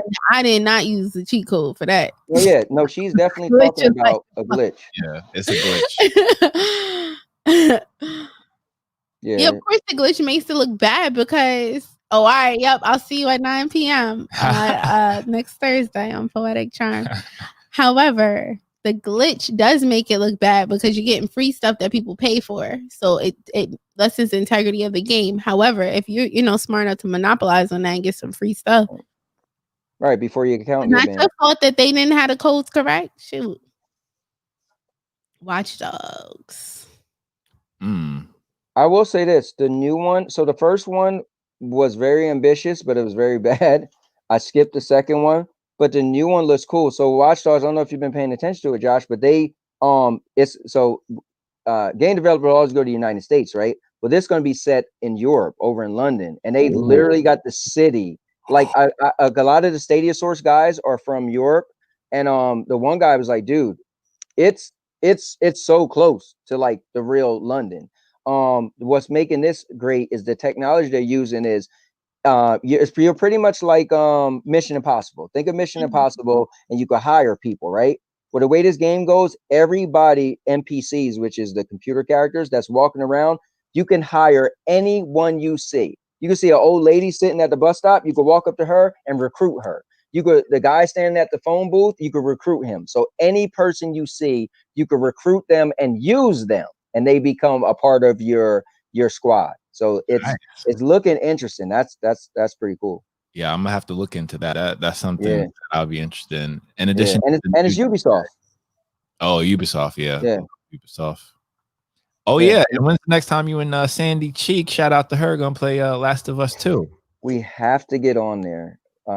We got to beat this. I was telling my neighbor about the game, and she was like, "Yeah, I'm not a gamer." And I was explaining to her about the story on how the whole thing, and she was like, "Oh wait." I was like, "Trust me, this game is like watching a movie." And she's like, "Oh, I might check that out." So, but to answer your question, I don't know. I mean, maybe we could throw it in there today sometime, because what I'm trying to do is just play like scary horror games and stuff like that all day. That's a scary game there, Tony. Yeah, throughout the day. So maybe we can at least jump on there for an hour, maybe. Imagine try that to- in VR. Oh Oh my man, God. Oh Yo. no, Chloe. Tony would be jumping everywhere. Yeah, I jump for everything. So Sandy's like, really, Anthony? You ain't have to jump for that. I'm like, what? But I did play Batman VR though, Josh, for the PlayStation. That Really? was Really? serious, man. Oh Like man. you had the grappler hook, you go up on the building and drop down, and like it was cool. Yeah, it was like the story where somebody killed Robin, and you had to figure out who killed them, and it was and you had to like it actually you use like because you know how he's a detective, you use the technology that pretty much recreated when Robin got killed because you was Right. trying to figure out who killed them. It was cool. Yeah, that was some years ago, so I can imagine what VR looks like now. Looks can be deceiving. Indeed. Could you read that, Josh? I bow down to you and humbly apologize to Chloe. You got to add the accent there. You have to. You have to. Because she's Sorry, I honestly didn't expect such a gamer answer. Your absolutely. Grace. Yo, Grace. Grace. You see? Haha. Thank you, Tony Stark Jr. You're very welcome, sir. And thank you, Nate. Your Majesty. Thank you, Nate, for being so magnanimous as well. I accept your apology. You swine. You gotta throw that in there, Chloe. Now back to your quarters, you. Back to your quarters. But Tony Stark Jr., could you let everyone know about your streaming or content schedule for this Halloween weekend? Because we all know you love this holiday. Yeah. So today, we're up and down. Oh my God, I shouldn't say this to Chloe. Well, What? Sandy got invited to go to a bar tonight, so we might go to a Halloween party. Have So we fun. might Just wear be your masks. okay. Swing. Fine. And All right, thank for the you. costume. No, I it thought could be you. a mask as long as it's cloth. I got right? you. I thought she was gonna throw holy water at the screen. No, it's fine. I've ventured out into the world. Into All right, the cool. I have a new perspective on life. All right, thank you. All right. So Remember yeah, that so we might. So be careful, guys. All right, cool. So we might go out tonight. But in between that, yeah, I plan on streaming. I already streamed 3 games today. I Already saw streamed. Call of Duty has that zombie mode where you turn in. If you die, you turn into a zombie and you attack That other scares people. me. That I screamed on zombies one time. No, This isn't zombies. This is Warzone, but they added a Halloween thing to it. So this is like the battle royal mode. And so if I get, has the zombies. no, yeah, but this isn't Oh, it's zombies. not. No, yeah, this is they added a zombie like feature in Warzone. So if I get shot and killed, I die and come back as a zombie. And I'm that's still lit. on your team, but I go attack the other people. And if they kill me the second time, then I'm done. Then we play Fortnite, and Fortnite has the same thing. You turn to a ghoul and you're like floating and stuff, and you could kill people. And we won our first game, and we won. And then we played Hunt Showdown, which is the most underrated game. Some people have never even heard of it. But it's awesome. And you gotta find a creature, and when you go to kill it, there's other people trying to find the creature, and the people want to whoever killed the creature get the bounty, and you got to take it and escape. So we played that. So we played those 3 games. We plan on jumping on, or myself, and playing other stuff with haunted modes. There's a bunch of games they added haunted modes to, and then Sandy and I will try to throw in The Last of Us 2 at some point. Yeah, thanks for watching, Nate. Please go regulate and do what you got to do. What game? I'm actually curious. And make sure you come to Poetic Charm on Thursday At 9. at 9 p.m. on your local YouTube channel. Really? Is this true, Tony Stark Jr.? You're getting bodied now? Listen, this guy's a liar, all right? Let me tell you this. Oh. Pew, pew, pew. I destroyed him in Power Rangers fighting game. Wait, what color were you? I was mainly using the Yellow Ranger and Goldar. So Oh, you can have you with the Yellow Ranger? Goldar?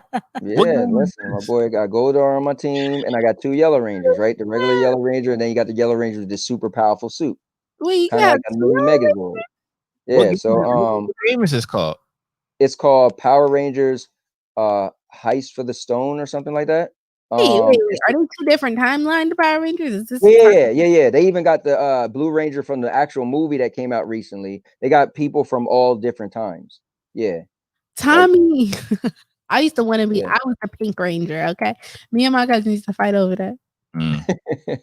But anyway, him and I, the last time we played, he did beat me more, but I did beat the last match. And as they say in wrestling, you're only as good as your last match.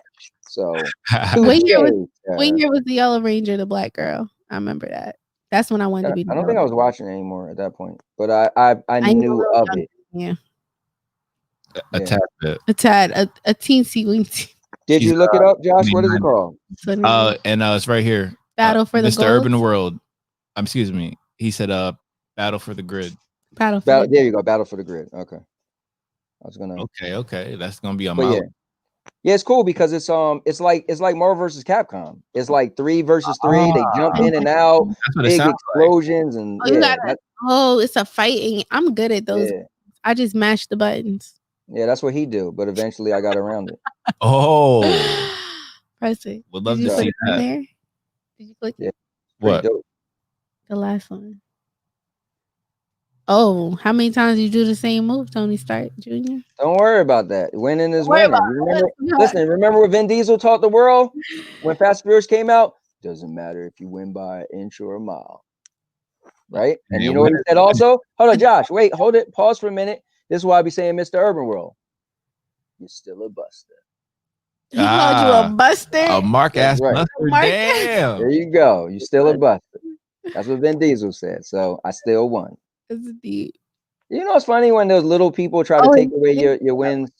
It's like shaking my head. I beat her so much, my fingers start working. So he won. That's what happened when you don't know what you're doing. You need to strike. Don't blame me. We got carpal tunnel. Wow. You got carpal tunnel beating you, Tony. Yeah, there's a bunch of games with like haunted stuff. So I plan on playing. I plan on playing Little Nightmares. Have to. It's such a creepy, cute game. It's like cute but terrifying. You're this little character, look like this little boy, and he's running around trying to get through like you gotta do puzzles and stuff. But then you'll see like a character that's way bigger than him chasing him, trying to like chop him up and eat him, and it's pretty crazy. Oh man, I'll play a little bit of that. I got a couple stuff on my list online, but I just got kicked out, so I'm switching to Warhammer Vermintide 2. Oh yeah, that actually game looks pretty good. The first version of that. Wait. LOL, it couldn't out-rap me either. And that's y'all got bars? Because Chloé is a rapper, by the way. I rap Christmas presents really well, guys. Okay. Yeah, back in my day, I had a little rap career back in my day. Bars. Going back some time. And so one time on not that long ago, but on the Sandy Anthony show, Mr. Urban World was rapping. We was both rapping. It was pretty funny. But I was actually Duke was rapping. Mr. Urban World, you gonna spit some bars? He was he had his dying though. He was writing, and he write pretty fast, so he was definitely coming up with it on the fly. Bars. Yeah, you know.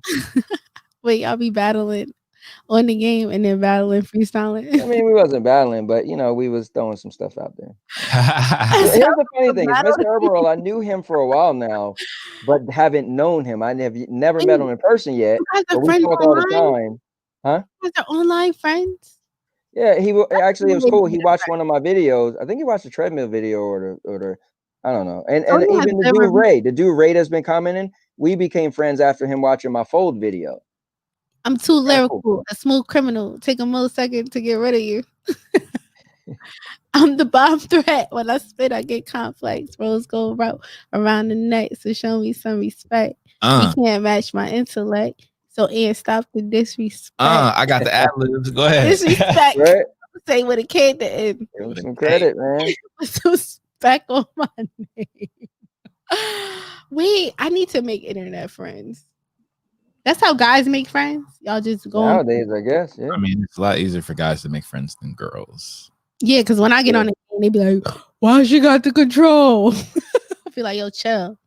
Pew, pew, then pew. They get chipped. Pew, pew, pew. And Mr. Surprise, he can see right now. Why? Because he had the VR one. Yeah. He's still in VR land. Oh man, y'all funny. Wait, aren't we supposed to talk about Black Panther? Oh yeah.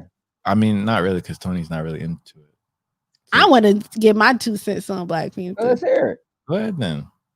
You got to get an introduction. No, you introduce right now. I need a button to introduce this. What button do you want? I don't know. Give me some. Got some bombs on them. Clues bombs. Okay. So, as we proceed to Black Panther talk, supposedly there's some talk that Black Panther number 2 dose will not feature, obviously, Chadwick Boseman because he's passed away untimely. Rest in peace. However, they are still going to continue the franchise with Wait, let me try it again. Ready? Shuri as the Black Panther. Tony, what are your thoughts? I like it. Tell me more. We talked about this a while ago, but yeah, I think if they do, if they do it well, I think what Marvel has been good, or Disney, whoever you want to give credit to, they've been really good at bringing unpopular characters and making them popular, like the Black Panther. I don't know if you know it or not, but he was not a popular character, and but they have a way of making people like Guardians of the Galaxy, who was trash in the comic books, become popular. So I think they could do it, but the problem is Black Panther now is so popular, right? I wonder, like Chloe, you was even mad when we talked about this a while ago. So the question is, will they be able to do it in a way where it's like they pass the mantle and we're okay with it and we are riding with her, or are they going to do it in a way that fans are going to be upset? But I have full confidence that they're going to do it the right way, and we're going to be okay with her being the new Black Panther. So to give some context, from what I understand, this new storyline will be basically comprised of her coming up with technology where she infuses. Where's the button? She infuses the vibranium with the flower. And then the blood. She needs to use the blood and infuse it into the blood of the Black Panther. And this is how she's going to be the ultimate power source. So there may be more than one Black Panther, which I would be okay with. And if she needs the blood, maybe they're going to take Killmonger's blood. No, they're going to bring Killmonger back. Interesting. So if they bring Killmonger back and Shuri becomes the Black Panther, maybe they can make little Black Panther babies. I think we skipped a step though, right? Yeah, thank you. So cinematically, we have to also see the Black Panther die. Yeah, exit. That's because everybody came back. Right. So they got their hands a little crossed. We can't just be like he went on a righteous journey and so he's gone, right? We need to see him actually die in Marvel. So that's what we need to get to first. Are they going to be able to do it good enough that when are they going to be able to do it good enough that it ties into her taking the mantle, right? Because we know it happens in the comic book where she takes over. But cinematically, are they going to pull it off that we believes his death, knowing that he died for real, right? Because now we're privy to this info, right? So can they pull that off? A segue of him passing in Marvel Cinematic Universe and her taking over, because that has to be like, if all of a sudden they do a story and she takes over and try to act like him dying doesn't happen. I don't know. We need some type of Marvel Cinematic Universe closure. Would you agree, Josh? Cool. Oh, Josh, go ahead. It's your turn. Go ahead, Chloe. No, it's your turn. Finish your thought. Well, what might be cool is what if she needs to harvest his blood? Because remember, they burned up all the flowers. But see, you don't need it. They got the same blood. DNA, number one. No, because he has the Black Panther in him. So what? No, you have the bloodline to be susceptible to that, which she already has, because she's. But from what I heard, maybe I heard this wrong. As does Killmonger, because that's the cousin, right? Yeah, but what I'm saying is, what if they take his blood to make this new formula to infuse with the vibranium, and he happens to die in surgery? It's like complications. Okay, that could be it. But the way I'm seeing it is that, all right, this was the plan regardless for Shuri to take over as Black Panther anyway, right? And as we know, Kevin Feige and Marvel did know about Chadwick's condition. So it even made more sense that it was going to happen sooner rather than later. Right. I think it was understood from all parties. So I think they actually might have a plot in line already, number one. And I think it would be easier because of Chadwick's untimely death for the audience to accept that. So I think I actually agree with Nate, who's actually Skitterpesh Xbox, and he actually asked if you play Xbox, and that he might have an off-screen death. That actually might be what happens. Well, also to add on to your point, they might have filmed things as they were filming the last Black Panther. They might have footage that we don't know about. They could. And then number two, didn't he die in Endgame? Did he come back? Everybody came back. Well, that would have been kind of cool if he would have just like went away in Endgame. What if they do something time travel backwards? His blood or Killmonger's blood to have the flower. Blood has the flower power. The flowers are gone, so she need his blood or kill. Yes, that's what I was saying, Skitterpesh. So what if she like tries to get the blood out of him and then something happens? Like he knows he has to sacrifice himself for the greater good, you know, because there's no more flowers. Right. That would be a CGI scene, just like how Carrie Fisher did in Star Wars. Or like Paul Walker in Fast and the Furious. Right. It would be one of those. And we all know Marvel has that tech. So yeah, that's a great point, Chloe. That's a great shout. That could actually work. I also think that you could also try and grow the plant. Because again, Shuri is wonderful with technology, similar to Tony Stark Sr., right?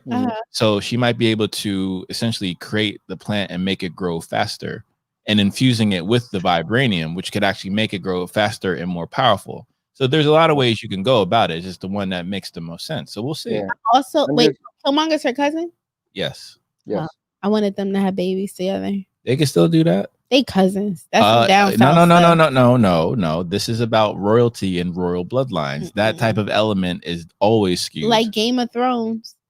Remember what happened on that show? But I think if they do that in Marvel Cinematic Universe, it's gonna be talked about so bad. Yeah, we can't. They can't do that. Yeah, we can't. We ain't doing Disney. Exactly. You can't. Yeah, we ain't doing that. Cousin.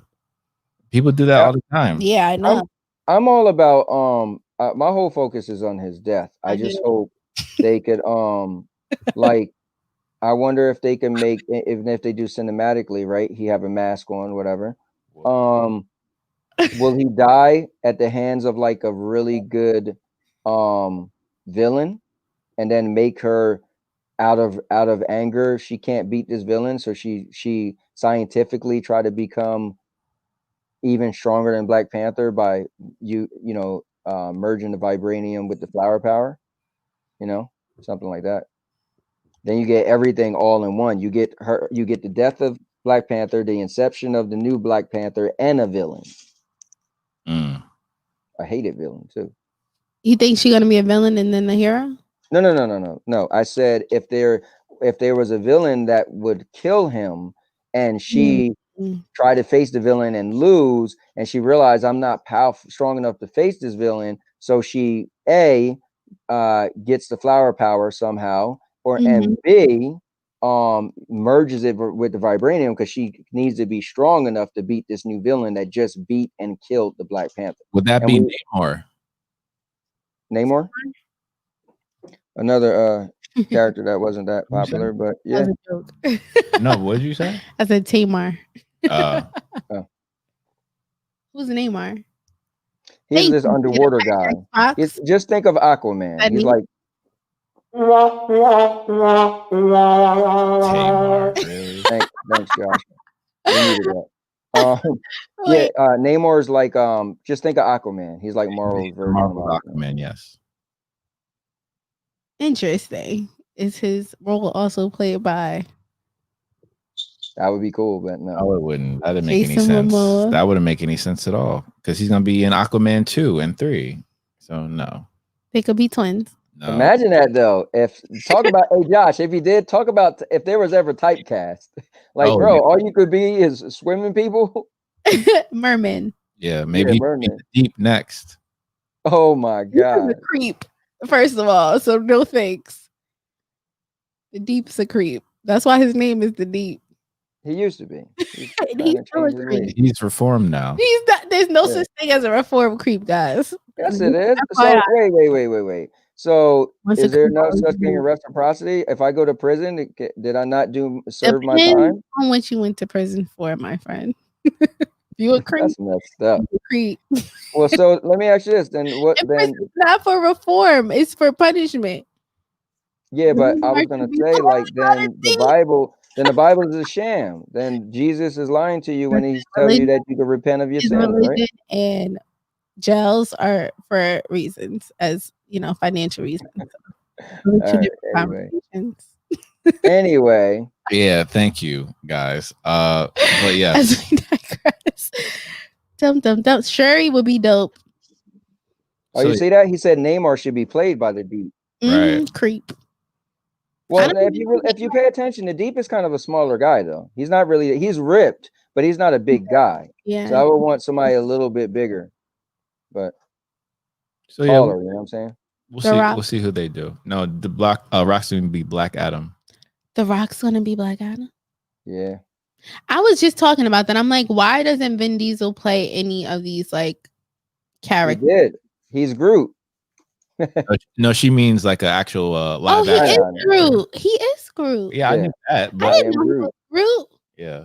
Well, he doesn't really say anything. But I you're am Groot. talking more of a actual superhero, like I a meant live just action. in the actual universe. Well, hold on, Josh. Hold on. Bloodspot. It's a comic book. But again, Chronicles of Riddick for me. That's what I was saying. Chronicles of Riddick. Which universe is that? That's just a completely different universe. And he Well, was in Babylon AD as well. Like, so I didn't agree with your question. I just thought there was. I didn't even know. Yeah, but Bloodspot came out not that long ago, and his powers was pretty cool. I mean, dude, that's a super. He's pretty much was Deadpool. Yo, you read my freaking brain. Didn't you guys do a review on that too? I did. Okay. I was literally Googling Deadpool about 15 minutes ago. If you saw me looking around and you read my mind, Deadpool is probably one of my favorite. I'd say super. Is he a villain? Wade Wilson. He's a good guy. He's a good guy, but he's kind of like a villain, right? No, he's just she could call him anti-hero or anti-hero. Would he be kind of like the Suicide Squad, like that type of anti-hero? I guess, kind of. Perhaps. Right? Yeah. Perhaps. Yeah, I like Deadpool. I didn't see Deadpool 2 though. It was a little gory, the first one for me. And the second one was just as much gory, but the second one's cool. Got my favorite X-Men in it, Colossus. Second one's pretty good. And it got the Juggernaut in it. Girl, you better go see Deadpool. I think you would enjoy the soundtrack as well. They did a great job, like they did in the first film. Yeah. I saw Deadpool in the theaters. It came out on Valentine's Day one year, right? That's kind of pathetic, Chloe. First of all, I like blood and gore on Valentine's Day. Since when?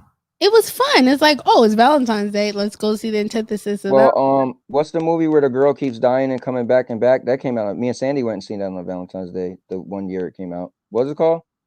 Sandy, what's the movie where the girl keep dying and coming back to life? And she got to figure out who her killer is. So wait, in regular life, you don't like blood and gore, but on Valentine's Day you like gore. She's great. Yeah, you gotta get your stuff together, Chloe, because that's I don't even sound right. Well, I watch it now because I know it's fake, but before, like the most gory movie I've ever seen as a kid was Texas Chainsaw Massacre. Wow. Happy Death Day by Ray Stone. Yeah, Shout out to there Ray. you go. Happy Death Day. Yeah. We still didn't see part 2. We gotta watch part 2. Wait, so do you guys do like a horror film expo in addition to your video games, your horror video games? No, what do you mean like a horror?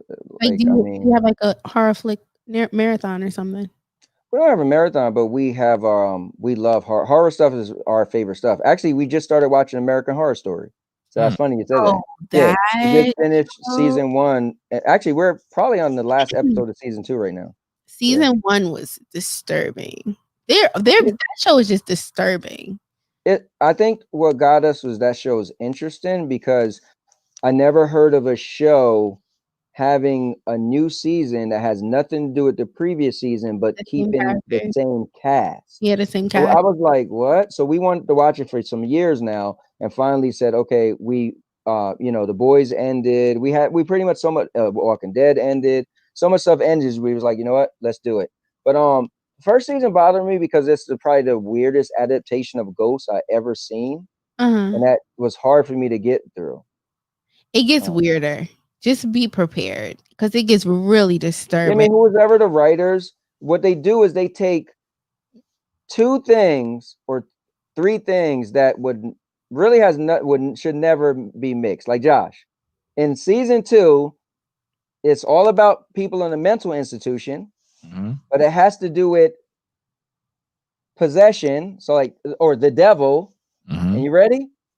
And aliens, like abductions. Yeah, that like no. No, the devil. It's good. Why would the devil be in the same show as people being abducted by aliens? Like what? I think the last one I saw, there was like a freak show season, and then there was a season with some type of like voodoo down in the bayou.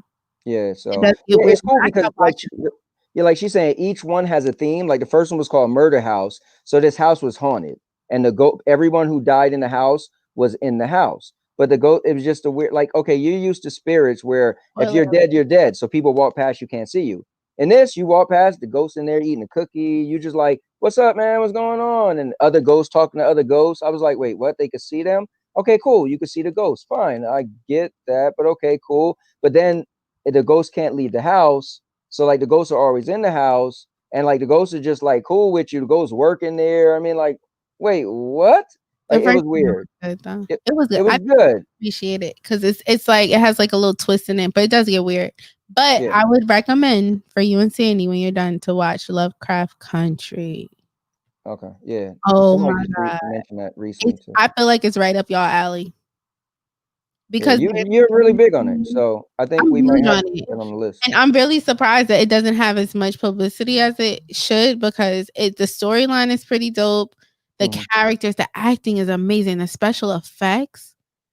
Yeah, it looks like it's a Game of Thrones budget, to be honest. Seriously, like it's on HBO as well. It's on HBO. It gives kind of like a True Blood type of vibe, but more sophisticated, definitely layered, and definitely. Let me ask you this, without spoilers.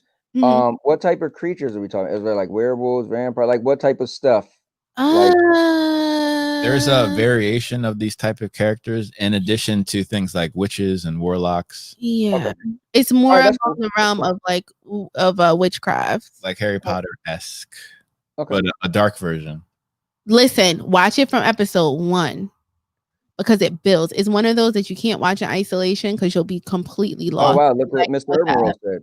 Yeah, definitely watch from episode 7 randomly, and that's what happened to Mike. Mike watched it out of order. So he did it the wrong way. So Mr. Urban World, at least he got into it, but Mike, that was, and I think Mike said he started like it might have been episode. And I was 7. like, bro, you can't even watch that. I mean, Mr. Urban World watched it and got into it, but you can't. You have to watch the story because it's one of those things that you have to watch over and over to really understand and get the depth. Well, it's like probably a lot of things in life. Context is necessary. So you can't jump on something from the middle and be like, it's not my thing. Well, that's unfair. You can't do that. Each episode has its own individual theme. So each episode has a theme that kind of builds on the previous episode, but you could kind of watch. It's like a chapter in a book, and then you gotta kind of. No, this isn't my service. Oh, your service. You got the login. Well, if you want to, you can check into the Marriott and they have free HBO Go. FYI. If you're on vacation somewhere. But like I was saying, don't look away. I didn't know where she was going with either. Well, no, because he said his service, so he's not. I know. Moving on. Well, anyway, you'll like it. And you have to watch it from the beginning. You might have to watch each episode more than once to get the connections. No, I give Tony Stark Jr. some more credit. He's going to be able to follow along with it. And I think I do agree with Chloe. I think it's going to be right up you and Sandy's genre because it has a lot of horror elements to it. A lot of horror. Cool. I was freaked out one of the episodes. He still teasing me, but I was like, you know what? I don't have HBO, but I don't mind buying HBO for like a month to watch a good show. Like that's what I did with Game of Thrones and True Blood, So yeah, at this point, I definitely want to check it out because it was recommended so many times. And I started watching Watchmen. Did Yeah, I you was watch that series? no, I watched the movie. I didn't see the movie, Yeah, but the I'm a movie was little good. confused, to Yeah. be honest. There's a lot of stuff going on. I'm waiting for it to connect. I'm on episode 3. Well, before that, I'm gonna have to finish The Boys. We're gonna have to finish The Yeah, Boys, we didn't finish and then I it. need to start Mandalorian. Mandalorian season 2. As you see the Yeah. shirt, Oh, that cool. Oh, I didn't catch that. This Okay. is this the is the way. way. The way, yeah. I'm having troubles with that show. I still gotta watch the last 2 episodes. I'm not super sold, you know. That's I already watched it, so I'm one of those people where I gotta finish it. So yeah, I'm sucked in now.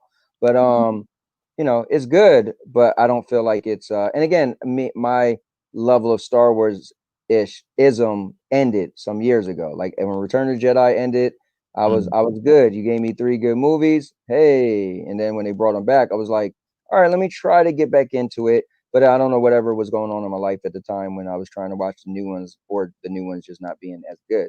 But you know. Watch it while you're eating something because it's only 20-something minutes. I binge watched the whole season of Mandalorian at once. Wait, the new season's out, right? correct. It came out Yeah, yesterday. the 30th, October Is 30th. it like the whole thing or just one at a time? No, 1 a week. See, that be bothering me. I And prefer it's that. working. It works. I prefer it. Yeah. Game of Thrones. I like Netflix platform. Like I want to be able to binge watch something if I want to. But That's then you gotta fine, but wait for the next season to come out, which sucks. I feel like the payoff is better when you have to wait. Mhm. When you rush through stuff, not saying you rush because I'm sure you sit down and you enjoy episodes, not like you fast forwarding it. Mhm. But it's something to be said for the word cliffhangers. These companies Right. they do a great job at making cliffhangers, and a cliffhanger isn't a cliffhanger if you just press play and jump right to the next thing. You know, That's admirable, Mr. Urban World. Yeah. What languages? Yeah, what languages? Cape, Cape Pasa. Which ones? yeah, he got a business and was a gonna couple say. businesses and stuff too. Ferme la bouche. Siéntese, por favor. Tonta. You know what that means. So let me say the P word on here. Cabron. Yeah, you guys got me. Hasta luego. Japanese. Okay, Oh, Mandarin. nice. Very nice. Oh, Tagalog? Is that He's Tagalog? Mr. how you Urban spell World. Tagalog? Mr. Estoy Urban World entendiendo. is a very distinguished individual. I'll tell you that. It's been cool having him around. No habla español. Très bien. What platform are you using? Are you using Babbel? Because I need to learn another language. He might just be using Google. Babbel's kind of dope. At one point, I was using a Rosetta Stone. It was kind of cool because it had pictures to go with the words and the sentences. But Rosetta Stone. wait, so where are you from in the world, Mr. Urban World? It's a mystery. God bless you. Oh, it's a mystery. You should. No, he did say he. Trying to think where he said he's from. I practice with real people in my virtual reality. Oh, that's cool. They say the best way. Yup, hater. They say the best. I don't even know he said that to. I'm just co-signing. Talking to me because I said he's probably just using Google. I was like, Google, translate. Oh man, he just put Japanese school and it's about 20 of us just to chat away. They say, oh, Indiana, cool. I went to Chicago for 24 hours for work. And in that 24 hours, it rained, snowed, and I saw the sun. He was probably terrified, but he was gonna get shot. And did it open up your eyes? It was cold. I was ready to get back to Jersey. I saw Oh, the really? sun. Do you take pictures in front of the Home Alone house? I would totally do that. Kevin. I forgot about that movie. I'm old. It's a Christmas film, Chloe. Oh, can we watch it on Christmas? No. I want to watch Hocus Pocus for Halloween. Sandy actually went to see that in the drive-in, one of the pop-up theaters, a couple weeks ago. Oh man, I would have loved to see that in the drive-in. It was really cold and the visuals was poor. But. Oh, because it's an old movie. It was good though. I was telling him about it. He never saw it. I never seen it either. I would love the same look on Josh's face was look on my face. She was like, "You never seen Hocus Pocus?" I was like, "Do I look like I would have wanted to see Hocus Pocus?" Hocus Pocus is a good movie. Notice the demographics of who definitely saw Hocus Pocus and those who have not. It was a Right. good movie. It was for girls and guys. No, It might have been a good movie, but it was nowhere was I like, oh yeah, I want to see it. Like, wait, what? That thing freaked me out. It was a book with the eye on it. Looking around like, oh I don't know no. what you're talking about. It was a Now, little- as I'm older now, I mean, if she really wanted me to see it, but she's not like she's like, oh, you got to see it. She's like, all right, you never seen it, and I'm like, why the hell would I? Did you see Casper the Friendly Ghost? I did see that See, because at the time my kids, I seen that with my kids. Okay. I think that light hit you in the head a little too Wait hard. a second. So when we were setting up for today, I bought this ring light, right? This is why my skin's glowing. Okay. That Mike also bought. Yep. Shout out to Amazon for the 1-day delivery. Mike I was doing something. Mike watched my review. Okay. And I did something, and then the light bopped me in the head. Stop it. He was like, "Are you okay?" I'm like, "Yeah, it's about." They're light anyway. Josh, you know what's cool? You was the first person to recommend the ring light to me. Yeah, way back when. Yeah, you showed it to me, and then Sandy's Mrs. Google and Amazon Queen. So you told me about it, and then I was like, I need to get a light, and then she was like, oh, why don't you get this? I was like, yo, Josh told me about this a while ago, and that's when I decided to get it. So I had this for a while now, and I made a review on it a while ago. Yeah, it's great. Yeah, this is all I'm using. Yeah, listen, it definitely took my thing to another level. It does. Production is key. I like it. Well, sidebar, I'm going to interject for a second. If you want to buy some things on Amazon, and Tony, this might be beneficial for you. There's this lady. The website is the Coupon Boutique. It literally has everything on Amazon for a discount. And there's coupon codes. So this ring light, it was like $30-something, and I only spent like $8. Wow, that's a super discount. Yeah. So, but they have everything. Just go in it. The Coupon Boutique, and there's another one called the Coupon Mama. Just Google it, and they have like deals every day on everything. We used to use Rucotin, I think it's called, because you make money off of it. It's weird the way to spell it. I have to send to you, but. Yeah, but Sandy just seen today that they said they're not doing cash anymore. I'm like, also from Japan. So what we would do is if I was going to buy a bunch of stuff, I'll just buy it off of her. I'll go onto. So all you do is go onto her site, then go from her site to Amazon, and then buy it on Amazon like you would. But then she would get a commission.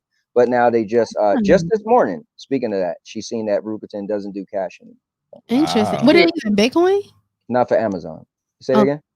I said, what are they doing? Bitcoin? I don't know. What do you know, Sandy? Did it say what they are doing now? Probably just give you credit or something. Sears. Oh, Sears, eBay. No, meaning what? Do you just can't use it? Like, Oh, you don't get anything. Oh, damn. That sucks. Yeah, because she was getting like checks and everything, and we was gonna buy that stuff anyway, right? Exactly. We're gonna buy it anyway. So, I love a deal. I would be mad when I would forget. Like when I bought my toothbrush was almost $200, and I was like, I forgot. That's a PlayStation toothbrush. Wow. I see the review. It's pretty serious. It's the world's first water pick / toothbrush. So the water pick is built in. Yeah. I actually watched that review. Oh, did you? Cool. It was great. Shout out to Tony Stark Jr. And now your mom knows. Did you like, comment, and subscribe, Chloe? I'm the worst at commenting. Bruh. He gets mad at me because I don't comment on my own stuff. It does help though, because when every time someone comments back and forth, like YouTube's getting an algorithm, is saying that people are more engaged with your video. Look at Airflex with his $200 toothbrush, my $5 look.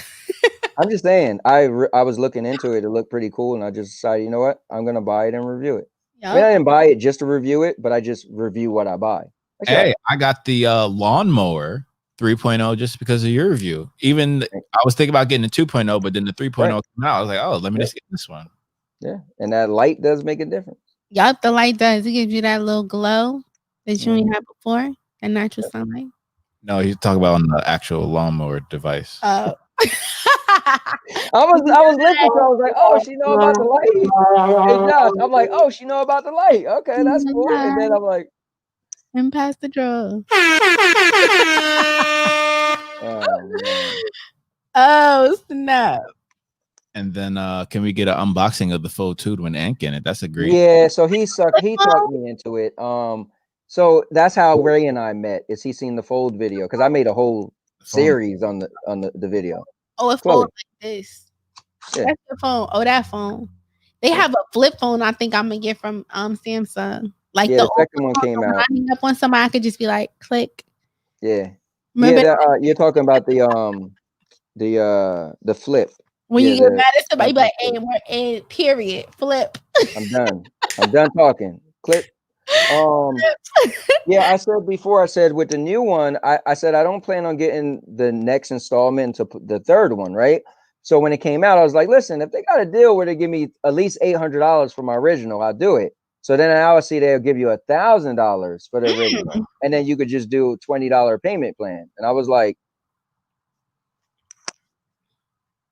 now they don't trump me by saying they're doing an extra 200. I'm like, so I was gonna wait, but Mr. Ray keeps harassing me because he got it. He's like, come on, when are you gonna get it? When are you gonna get it? I'm like, well, I guess they did a couple improvements. I don't need it, but I need that flip phone. I said flip phone. I need that flip. Okay, little flip. Who they then want? it could fit in my purse. Flip. My phone big. I got the game over. I don't even know what phone this is. The Note. Is this a Note? I don't know what you got the 20, right? I can't tell from 20. Yeah, that's 20. Let's see if I turn it off, it'll tell me. No. Yeah, I was a big fan of the Note series, man. It's on the back of the. Just take off your cover. That's OD. If I take this cover off, it ain't never coming on. So wait, you would rather turn the phone off and turn it on? I need to power cycle this thing anyway because I never turn it off.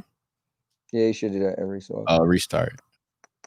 Here we go. I'll tell you what phone I have in about 3 seconds. I think it's the S20. Yup, Galaxy S20. He did just say that. But yeah, because he helped me buy it. I was so. So then you didn't need to turn it off. You could take his word for it. Well, of course I could take his word for it, but I forgot he was there because I was like, "Yo, Josh, should I get the Note or should I get the S1?"